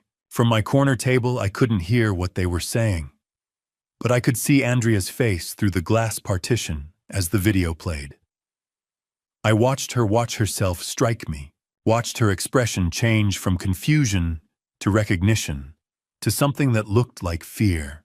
And I watched Chase, calm, still unmoved, as he sat across from the woman he'd married and showed her proof of who she really was.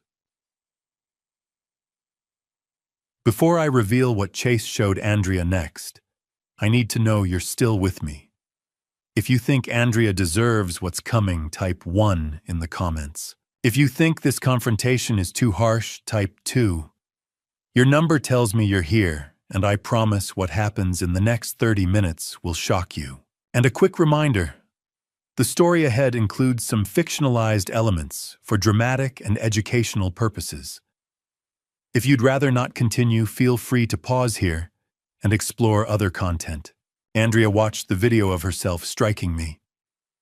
47 seconds of high-definition footage from 3 angles. Detective Cole had been thorough. She watched the champagne glass shatter, watched me fall, watched 200 people stand frozen while Margaret Campbell knelt beside me and wrapped my injured hand in a napkin. And when the video ended and the iPad screen went black, Andrea looked up at Chase and said the only thing she could think to say, "That's not what it looks like." Chase had rehearsed this moment with Evelyn 6 times. He knew every response Andrea might give, every deflection, every excuse, every manipulation tactic. Evelyn had coached him. She'll deny, then deflect, then cry, then blame. Don't react to any of it. Just keep presenting evidence. And that's exactly what Chase did. "Now that's not what it looks like," Andrea said again. "He gave me a cheap gift after I threw him a huge party. I was hurt." You struck him," Chase said evenly, "in front of 200 witnesses. That's assault." "He embarrassed me. He saved for 6 months to buy you a Cartier watch," Chase interrupted. "You called it worthless junk. Then you struck him hard enough that he fell and injured his hand." Andrea's voice rose. "I didn't mean to." "Yes," Chase said. "You did." He swiped to the next screen on the iPad. Coinbase records filled the display. $180,000. Luna Classic. May 2022. Total loss. Andrea's face went pale. "How did you—" "Why, I hired investigators 4 months ago," Chase said. "After $25,000 vanished from our account for a charity that didn't exist. That was an investment. That was gambling, with money you took from our joint savings, without telling me." Chase turned the iPad toward her. "You hid this for 2 years. He swiped again. Credit card statements appeared. How $73,000 in credit card debt. 4 cards I didn't know about. Statements sent to a P.O. box. Andrea's voice wavered. "I was going to tell you." "When?" Chase asked. After you drained your father's retirement to pay them off. He displayed the conservatorship papers on screen. You told him it was just in case. It was a legal document giving you control of his entire estate. He's my father, Andrea said defensively. I was trying to help. He's completely mentally competent, Chase said. Mayo Clinic tested him, 98th percentile for his age. Andrea blinked, but the doctor said, Dr. Patricia Morales, your college roommate, you paid her $15,000 to write a fake dementia evaluation. Chase pulled up the email chain. Andrea's eyes scanned the screen and the color drained from her face.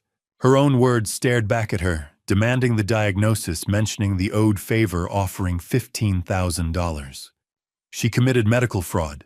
For money. Because you blackmailed her with a cheating incident from 15 years ago. Chase showed the bank transfer. $15,000. July 2nd. Doctor, Morales' medical license was suspended yesterday. She's cooperating with authorities. She'll testify against you. Andrea opened her mouth and closed it. Chase swiped again. Text messages appeared. You contacted Lance's brother. Told him Lance was declining, leaving the stove on, causing fires. All lies. You were building a case. You needed family corroboration for the conservatorship petition. You manipulated Hank into supporting something based on complete fabrication. Marchishan. Chase set his tone flat.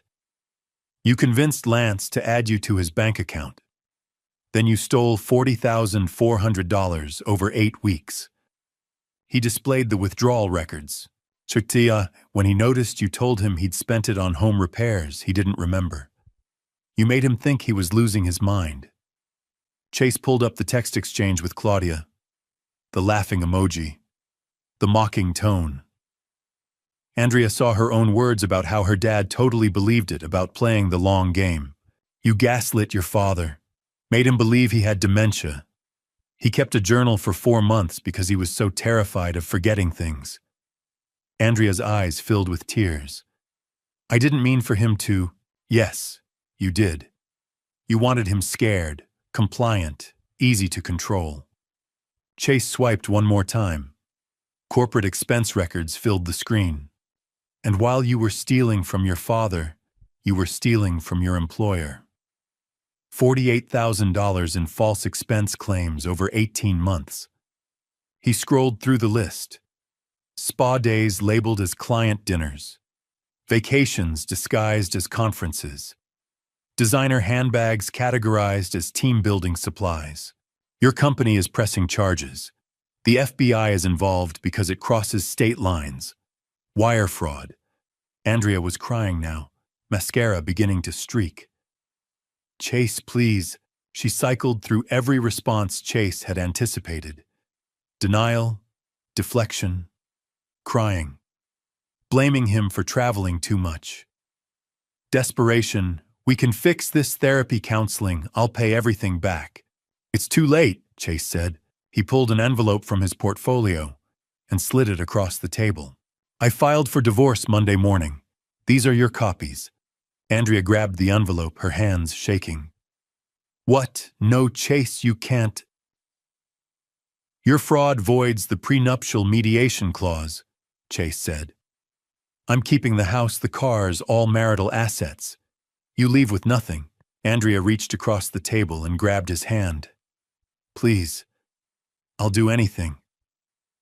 We can work through this. Chase pulled his hand away. We can't work through fraud. We can't work through elder abuse. We can't work through you systematically destroying the one person in your life who loved you unconditionally. He pulled a second envelope from the portfolio. This is from Detective Marcus Cole. Police report filed Tuesday. He read the list aloud. Elder abuse, financial exploitation, conspiracy to commit fraud, embezzlement, assault. Arizona State Police will arrest you within 72 hours. Andrea's voice became hysterical. You're having me arrested. I'm making sure you're held accountable, Chase said. Andrea stood her chair, scraping back. I'm your wife. Chase stood as well. He put on his jacket and looked down at her. His voice was calm, final. "You were my wife. Now you're just someone I used to know." He turned and walked to the door. "Chase, wait." He didn't turn back. He opened the door, stepped through, and let it close behind him. Andrea stood alone in the private dining room. Documents were scattered across the table. Her white dress was rumpled. Her mascara ran in dark streaks. She stared at the iPad, its screen now dark. She stared at the divorce papers. And slowly she sank back into her chair and put her head in her hands. From my corner table 30 feet away, I had watched the entire exchange through the glass partition. I couldn't hear the words, but the body language told the story.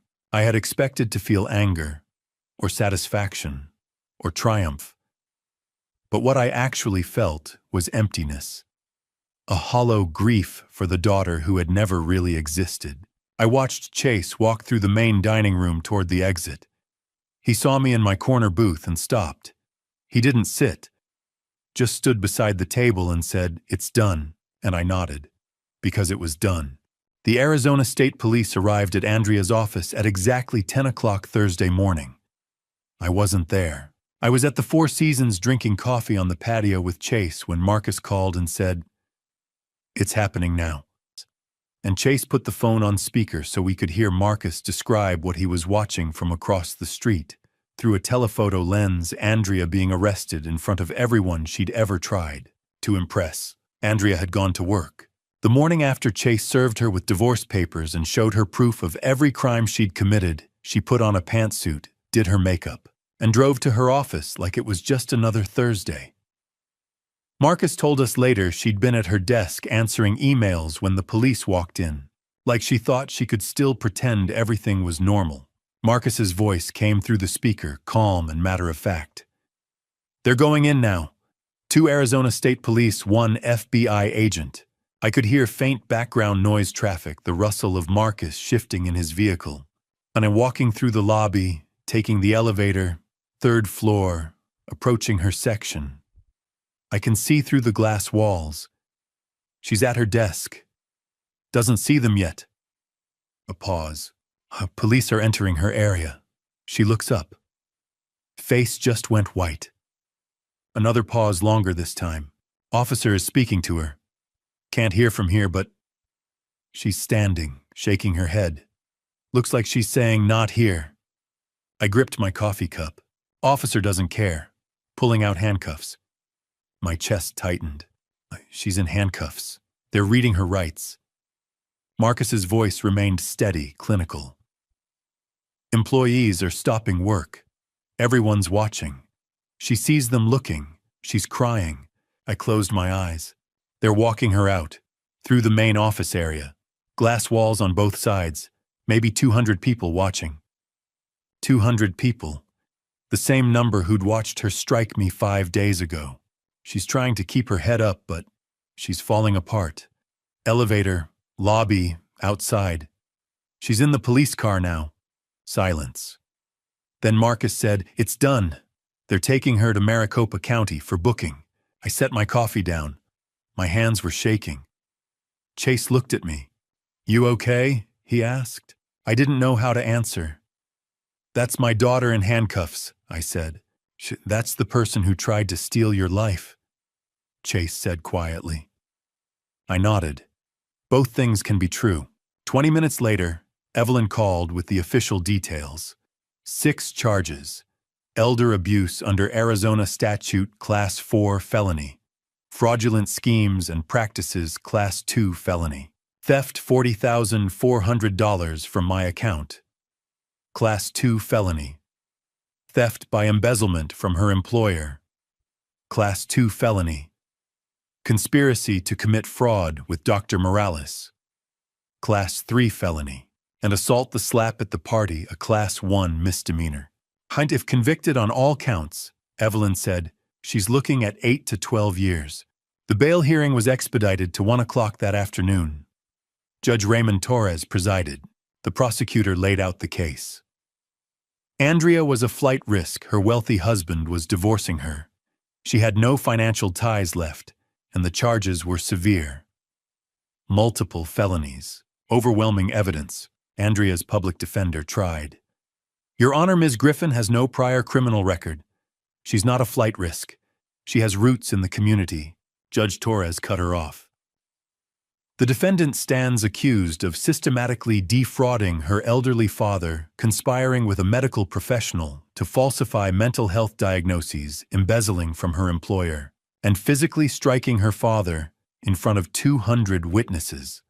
This court finds clear and convincing evidence of danger to the victim and potential flight risk given her financial desperation.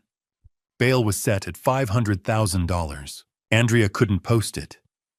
Chase had frozen all the accounts. She had no access to money, no way to come up with $500,000. She was remanded to Maricopa County Jail. By noon, the media had picked up the story. The Arizona Republic ran a headline, "Scottsdale 5P Arrested in Elder Abuse Scheme." The article named Andrea, listed her age and position, and detailed the charges. The company issued a statement within the hour. "We are shocked and dismayed. Mrs. Griffin's employment has been terminated effective immediately. We are cooperating fully with law enforcement." By 5 o'clock, the local TV news was running the story. I was sitting in the Four Seasons casita when the broadcast came on. The anchor's voice was neutral, professional. "A Scottsdale woman has been arrested on charges of elder abuse and fraud." Andrea's mugshot filled the screen. Her hair was messy. Her makeup was smeared. Her eyes were red and swollen. She wore an orange jail uniform. I stared at the television. That was my daughter. Chase sat beside me. "You okay?" I don't know," I said. "I thought I'd feel something, relief, anger, something. I just feel tired." "That's normal," Chase said. "Is it?" "You watched your daughter get arrested on TV," he said. "There's no normal for that." That night, Andrea was in a holding cell at Maricopa County Jail. She shared the space with 3 other inmates. One of them, a woman in for a DUI charge, asked her what she was in for. Andrea didn't answer at first. "Saw you on the news," the woman said. "You the lady who beat up her dad." I didn't beat." Andrea started, then stopped. "Me says you slapped him and stole his money, front of 200 people watching." Andrea turned away. And for the first time, I imagined the reality of what was happening started to set in. This was real. This was happening. And there was no talking her way out of it. Later that night, Chase and I sat on the patio under the desert sky. The air was cool. The stars were out. "Do you think she understands yet?" I asked. "What she did?" I don't know," Chase said. "Maybe. Or maybe she's still thinking this is something she can talk her way out of." "Can she?" "No," Chase said. "Evelyn's case is airtight. Best she can hope for is a plea deal." "How long would that be?" 18 months, maybe 2 years if she pleads guilty. Trial could be 8 to 12. I was quiet for a moment. "She's 35. She'll be almost 40 by the time she gets out." "She made her choices," Chase said. "I know," I said. I keep thinking about the little girl I raised and wondering when she turned into this." "Maybe she was always this," Chase said gently. "You just didn't want to see it." "Maybe." That night I dreamed about Andrea as a child. 6 years old, missing her front tooth, showing me a drawing she'd made at school. A stick figure family with "I love you, Daddy" written in crayon at the bottom. And I woke up at 3 in the morning wondering, when did that little girl disappear? When did the daughter I loved become someone I didn't know? And would I ever stop grieving for the child she used to be? I thought seeing Andrea arrested would give me closure. But watching her unravel over the next 4 weeks, losing everything she'd built on lies, taught me that justice isn't a moment. It's a process. I woke the morning after the arrest in Chase's penthouse sunlight, streaming through floor-to-ceiling windows that overlooked Scottsdale. My phone screen showed 47 missed calls from unknown numbers reporters, I guessed. On the kitchen counter, Chase had left the morning paper folded open. The headline read, "Marketing VP Arrested in Elder Abuse Case." Andrea's mugshot stared up at me. Orange jail uniform, hollow eyes. I folded the paper closed. Chase appeared with coffee and asked if I wanted to talk to the press. I said no. Evelyn would handle it. Week 1 moved like a slow-motion avalanche. Friday, October 11th, Andrea stood before Judge Rebecca Torres at her arraignment in Maricopa County Superior Court. 11 felony counts, 4 charges of elder abuse, 5 of theft and fraud, 1 conspiracy. 1 witness tampering added after jail officials intercepted a recorded call where Andrea had tried to reach my brother Hank, asking him to recant his statement. Bail remained $500,000. Andrea stayed at 4th Avenue Jail. Monday, October 14th, Chase's attorney filed the dissolution of marriage petition.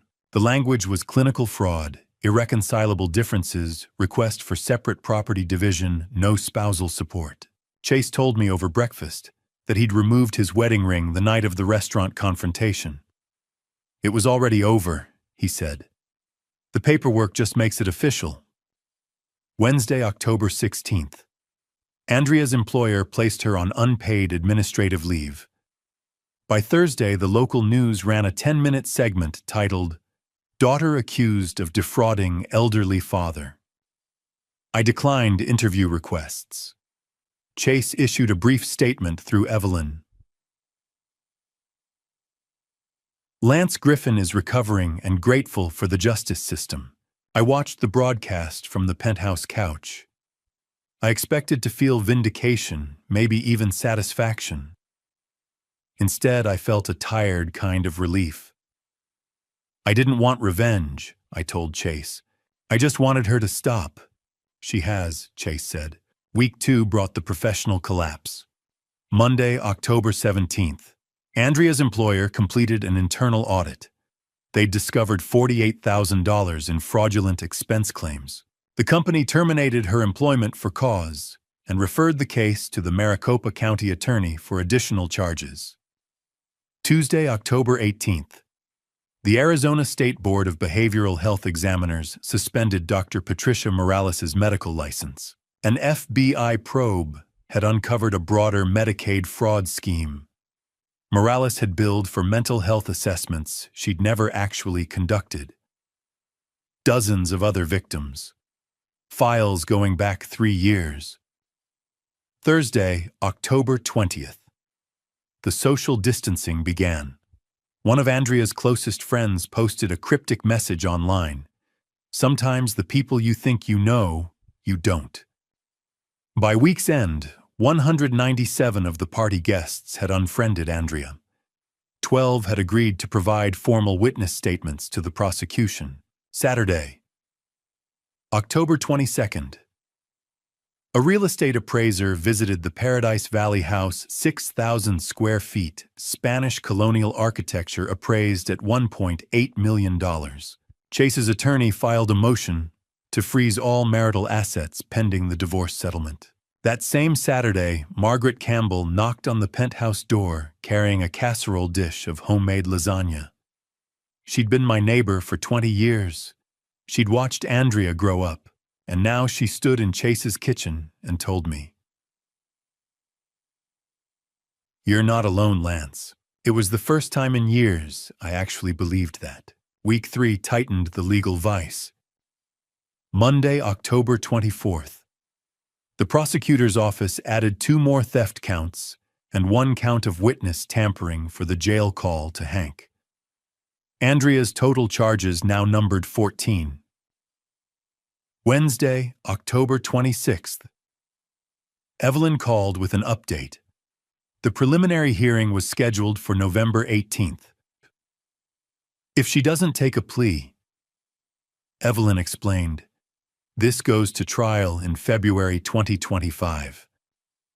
Friday, October 28th. Andrea's public defender advised her to accept a deal. Plead guilty to 5 counts, 3 elder abuse, 2 theft. Recommended sentence 18 to 36 months. Restitution $113,400 covering the stolen money, plus my legal fees. 5 years probation after release. Andrea hadn't decided yet. Saturday, October 29th. Chase moved the last of his belongings out of the Paradise Valley house. I went with him to help. The place felt hollow, echoing. In a storage closet, Chase found a framed photograph of my late wife, Andrea's mother. It had been packed away, forgotten. I took it with me. It was the first time I'd looked at her picture in months. That night, back at the penthouse, I stared at the photograph and felt an unexpected wave of grief. Not for Andrea, but for the daughter she could have been. I mourned the relationship we never had. Week 4 brought the silence before the storm. Tuesday, November 5th. Andrea formally accepted the plea deal. Her allocution, the part where she would have to confess in open court, was scheduled for November 15th. Thursday, October 31st. Dr. Patricia Morales' medical license was permanently revoked. She faced a separate criminal trial for Medicaid fraud. The federal prosecutor estimated 5 to 10 years in prison.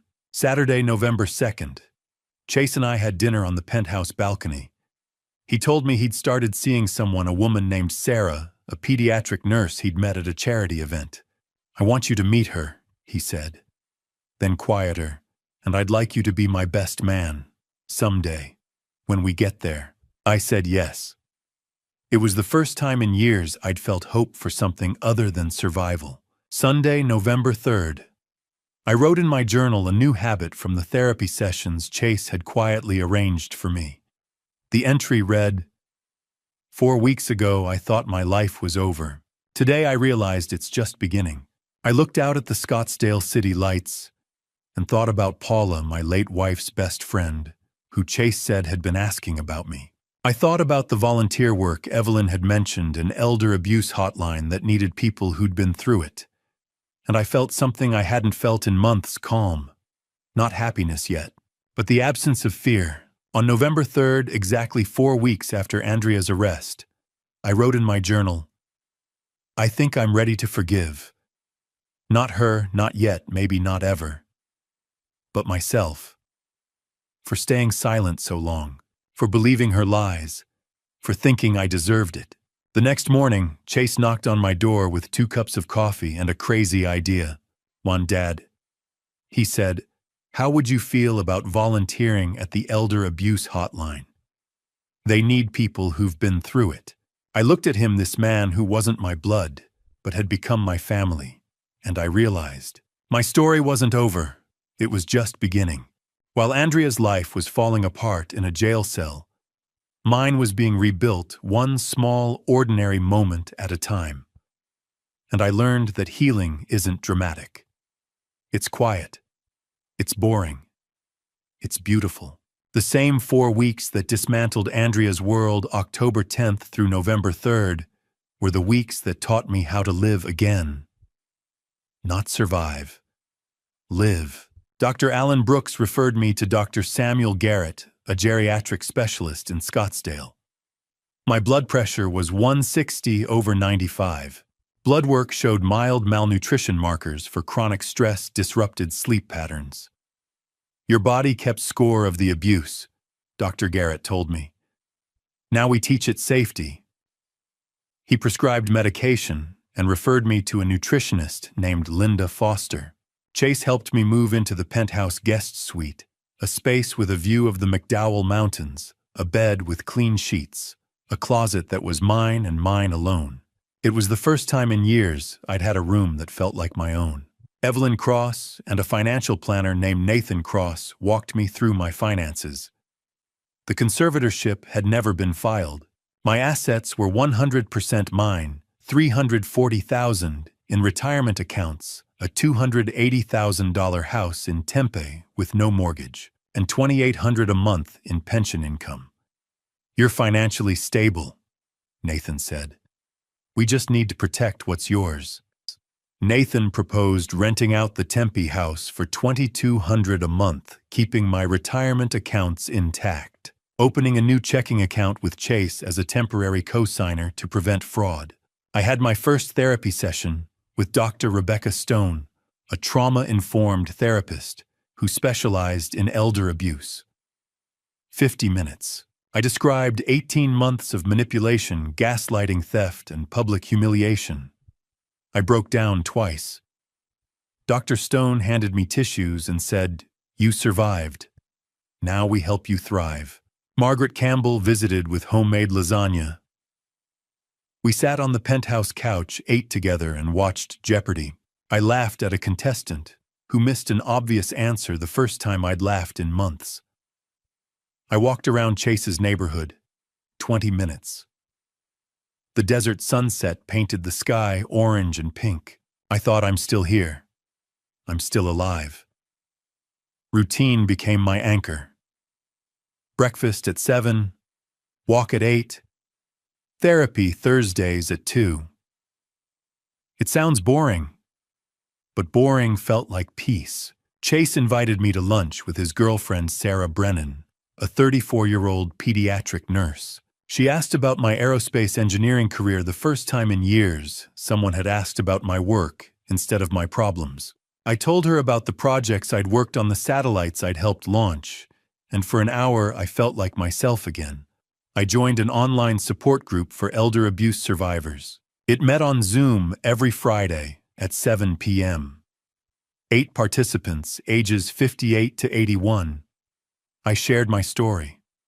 I heard theirs, and I realized I'm not alone.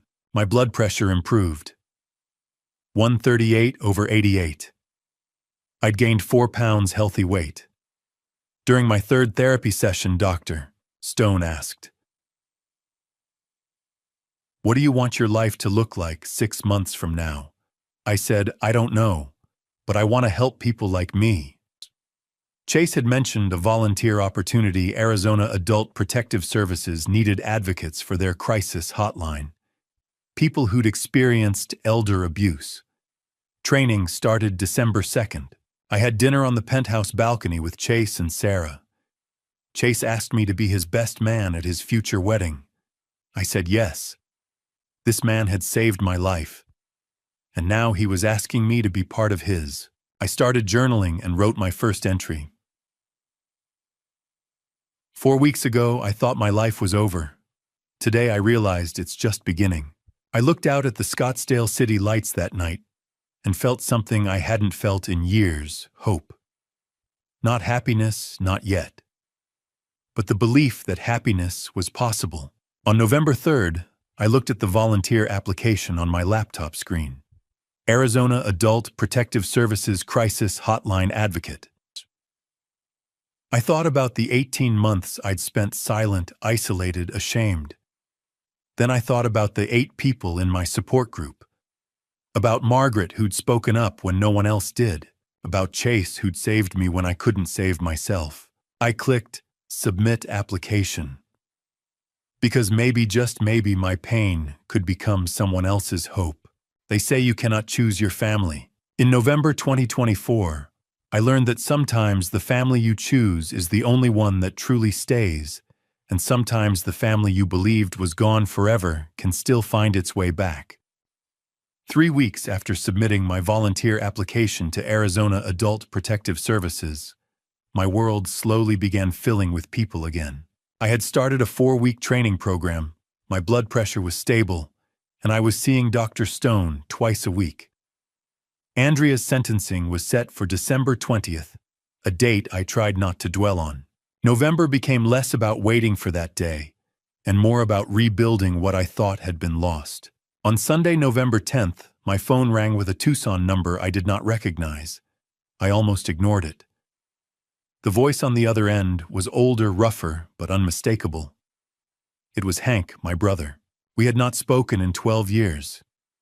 He told me he owed me an apology for believing Andrea and for failing to call when she tried to manipulate him. I felt my chest tighten as I asked if he wanted to visit. 2 days later, he drove 120 miles to Scottsdale. We met in Chase's lobby and exchanged an awkward hug, unsure how to bridge more than a decade of silence. Hank brought an old photo album from our Air Force childhood 8 moves before I turned 18. We flipped through pictures of Dad in uniform, Mom outside identical base housing, and 2 gap-toothed boys holding fish beside some forgotten lake. He admitted he should have called when Dad died. I confessed I should have reached out when Mom passed. Pride had cost us years. When we found a photo of the 4 of us beside a Christmas tree in Germany, Hank said we were a family once. I told him we still were. The following Sunday, I taught him chess, our father's favorite game. We agreed to monthly visits, and as he hugged me goodbye, I realized I had been mourning someone who was never truly gone, only lost. Reconnection did not stop there. On November 14th, Margaret invited me to Thanksgiving dinner. I had not celebrated since my wife died in 2016, 8 years of empty holidays. She insisted I would not spend it alone. 2 days later, I visited her home in Tempe and met her daughter Emily and 4-year-old grandson Lucas, who proudly showed me his toy rocket. I explained how fins stabilize flight, and he listened like I was explaining the universe. The next week, Margaret visited my penthouse with a homemade pumpkin pie. We drank coffee on the balcony as sunrise painted the McDowell Mountains gold. She told me she had cared for her husband through Alzheimer's and understood isolation. When she saw Andrea hit me at that party, she recognized the same abuse her own sister once inflicted on their mother. She refused to stay silent again. I told her she had saved me. In many ways, she became the steady presence I had always needed. At Chase's suggestion, I also reached out to Paula Martinez, my late wife's best friend of 30 years. Andrea had told Paula I did not want contact and had blocked her number, something I never knew. I sent a simple message asking if we could talk. She replied within minutes. We met at Scottsdale Civic Center Park and talked for 90 minutes. Paula explained she believed I was moving to assisted living and wanted no visitors. I told her the truth about the manipulation and arrest. We both cried. She said my wife would be proud that I survived and fought back. A few days later, she brought photo albums to the penthouse. We studied wedding pictures from 1985 vacations and images of Andrea as a smiling child.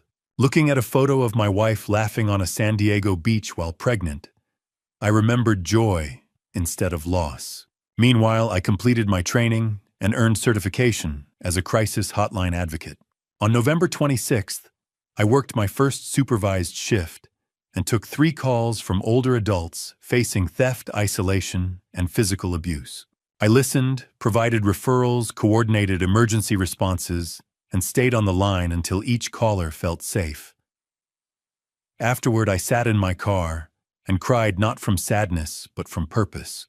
My supervisor offered me a permanent 8-hour weekly volunteer role and later asked if I would consider public speaking about elder abuse prevention.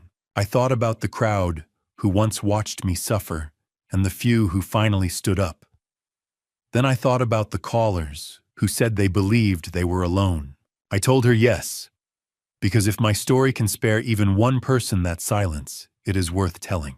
6 months after the night that changed everything, I stood before 300 people at the Arizona Elder Abuse Prevention Conference and said words I once believed would destroy me. My name is Lance Griffin. I am 64 years old, and my daughter nearly destroyed me. I had completed volunteer training in November, reconciled with my brother Hank, reconnected with Paula and Margaret, and found purpose on the APS crisis hotline. Andrea had been sentenced in December. Now, in mid-April, at the Arizona Biltmore in Phoenix, I faced a room of social workers, law enforcement officers, medical professionals, and survivors ready to tell the truth. Stage lights blurred the back rows, but I saw the front clearly. Chase and Sarah sat together. Margaret with tissues in hand. Hank steady and silent. Paula watching with the same loyalty she had shown for 30 years, Karen Delgado from APS nearby, and 12 guests from the birthday party who had testified at the trial. I described October 5th, the celebration, with 200 guests, the Cartier watch I saved 6 months to buy, and the slap that sent me to the ground with glass in my hand and blood on stone. I spoke about 18 months of isolation, financial control, and gaslighting. In March 2024, Andrea convinced me to add her to my bank account, stole more than $40,000, and persuaded me I was losing my mind. I explained the conservatorship fraud, the bribed psychiatrist, the lies that eroded my identity, and how Chase gathered evidence, found a lawyer, and helped unravel every deception. I shared the outcome, Dr. Patricia Morales serving 64 months in federal prison for falsifying evaluations. Andrea sentenced to 30 months with parole eligibility after 18, and the long road of therapy and recovery that followed. Since December, I had volunteered more than 250 hours, helped 47 callers, coordinated 12 investigations, and assisted in 3 emergency rescues. I told them I was not seeking sympathy, but hoping that someone in that room would recognize the next victim sooner than I had. The applause rose into a standing ovation. 14 people approached me afterward with their stories, and an elderly woman squeezed my hand and thanked me for speaking what she had never dared to say. When I saw Chase wiping his eyes, pride replaced every ounce of shame. At lunch, I stood on the terrace reflecting on how far we had come. Andrea was serving her sentence in minimum security at Perryville after pleading guilty to elder abuse and theft. She owed $113,400 in restitution and would face probation therapy, wage garnishment, and a permanent restraining order after release. Dr. Morales was incarcerated in California, her license revoked, and restitution ordered. Chase's divorce finalized in February. Thanks to the prenup's fraud clause, Andrea received nothing. He kept the Paradise Valley home, earned a promotion to regional CEO, and became engaged to Sarah with an October wedding planned. He insisted I remain in his penthouse because, as he said, I was family. Hank visited monthly, and in January we stood together at our parents' graves for the first time in years. Margaret shared weekly dinners, and now volunteered beside me on the hotline. Paula and I visited my late wife's grave each month and co-facilitated a grief group she introduced me to. My health stabilized, my finances recovered, and my calendar filled with support groups, volunteer hours, and speaking engagements. I was no longer isolated. I was connected. That evening, back on the penthouse balcony at sunset, we gathered for dinner. Chase grilled, Sarah prepared salad, Margaret brought dessert, Paula poured wine, and Hank set up a chessboard. When Sarah asked how the speech felt, I told her it was terrifying and freeing at once, as if I had reclaimed my life. Chase called me Dad and said he was proud. For the first time, I told them I was proud of myself. As city lights flickered below and laughter drifted from inside, I understood that I would never be the silent man who endured abuse again. Andrea had taken time, money, and dignity, but she had not taken my future. I stepped back into the warmth of chosen family, knowing that this moment, this life rebuilt from truth, was more than enough. And to you listening to this family story, remember this. I spent 18 months believing I deserved the abuse because Andrea was my blood. But God doesn't measure family by DNA. He measures it by love, protection, and sacrifice. Chase Harrington, the man who saved me, proved that family story isn't written in genetics. It's written in choices. Looking back at my own family story, I see the mistakes clearly now. I stayed silent when I should have spoken. I believed lies when I should have questioned. I isolated myself when I should have reached out. Don't be like me. Don't wait until you're bleeding on a patio floor to ask for help. The warning signs were there, the gaslighting, the financial control, the isolation. I ignored them all. If you're living through something similar, understand this. Dad revenge isn't what you think it is. Real dad revenge isn't about anger or retaliation. It's about survival, about reclaiming your dignity, about protecting the next victim.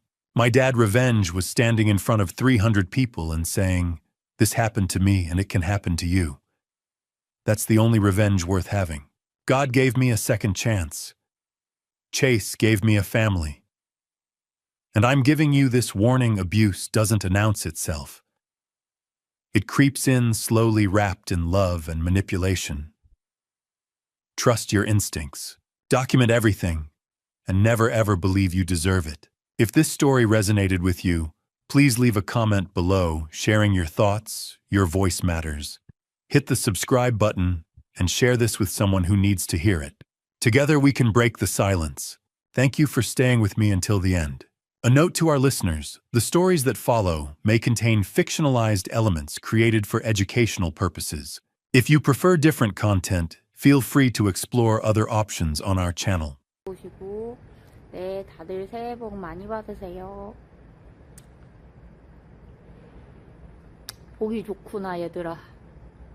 서로 그렇게 덕담 나누면서 싸우지 말고, 알겠지? 다들 착하게 살아. 그래야지 잘 되지, 알겠지? 림빵 오빠도 왔네. 어서오세요. 본가 어딘데요, 오빠? 두쫑구? 구미? 어디서 가는데? 와, 맛있게 먹으니까 진짜 좋다. 내 사랑 동은이는 뭐야?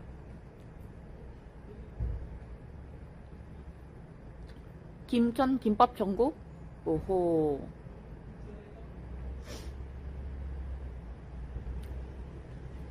아, 맞다. 덕비 그거라고 했지? 덕비 대구라고 했나? 아, 또 좀 보내주고 싶다. 내 냉장고에 아직 많은데. 난 먹기 싫어.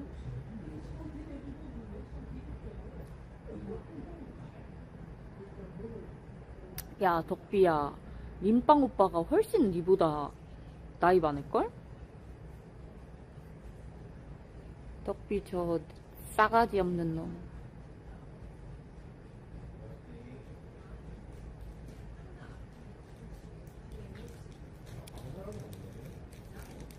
택별 언니 뭘 보냐고요? 여기 잠깐 사람 구경하고 있었어. 여기 쭈그려 앉아서.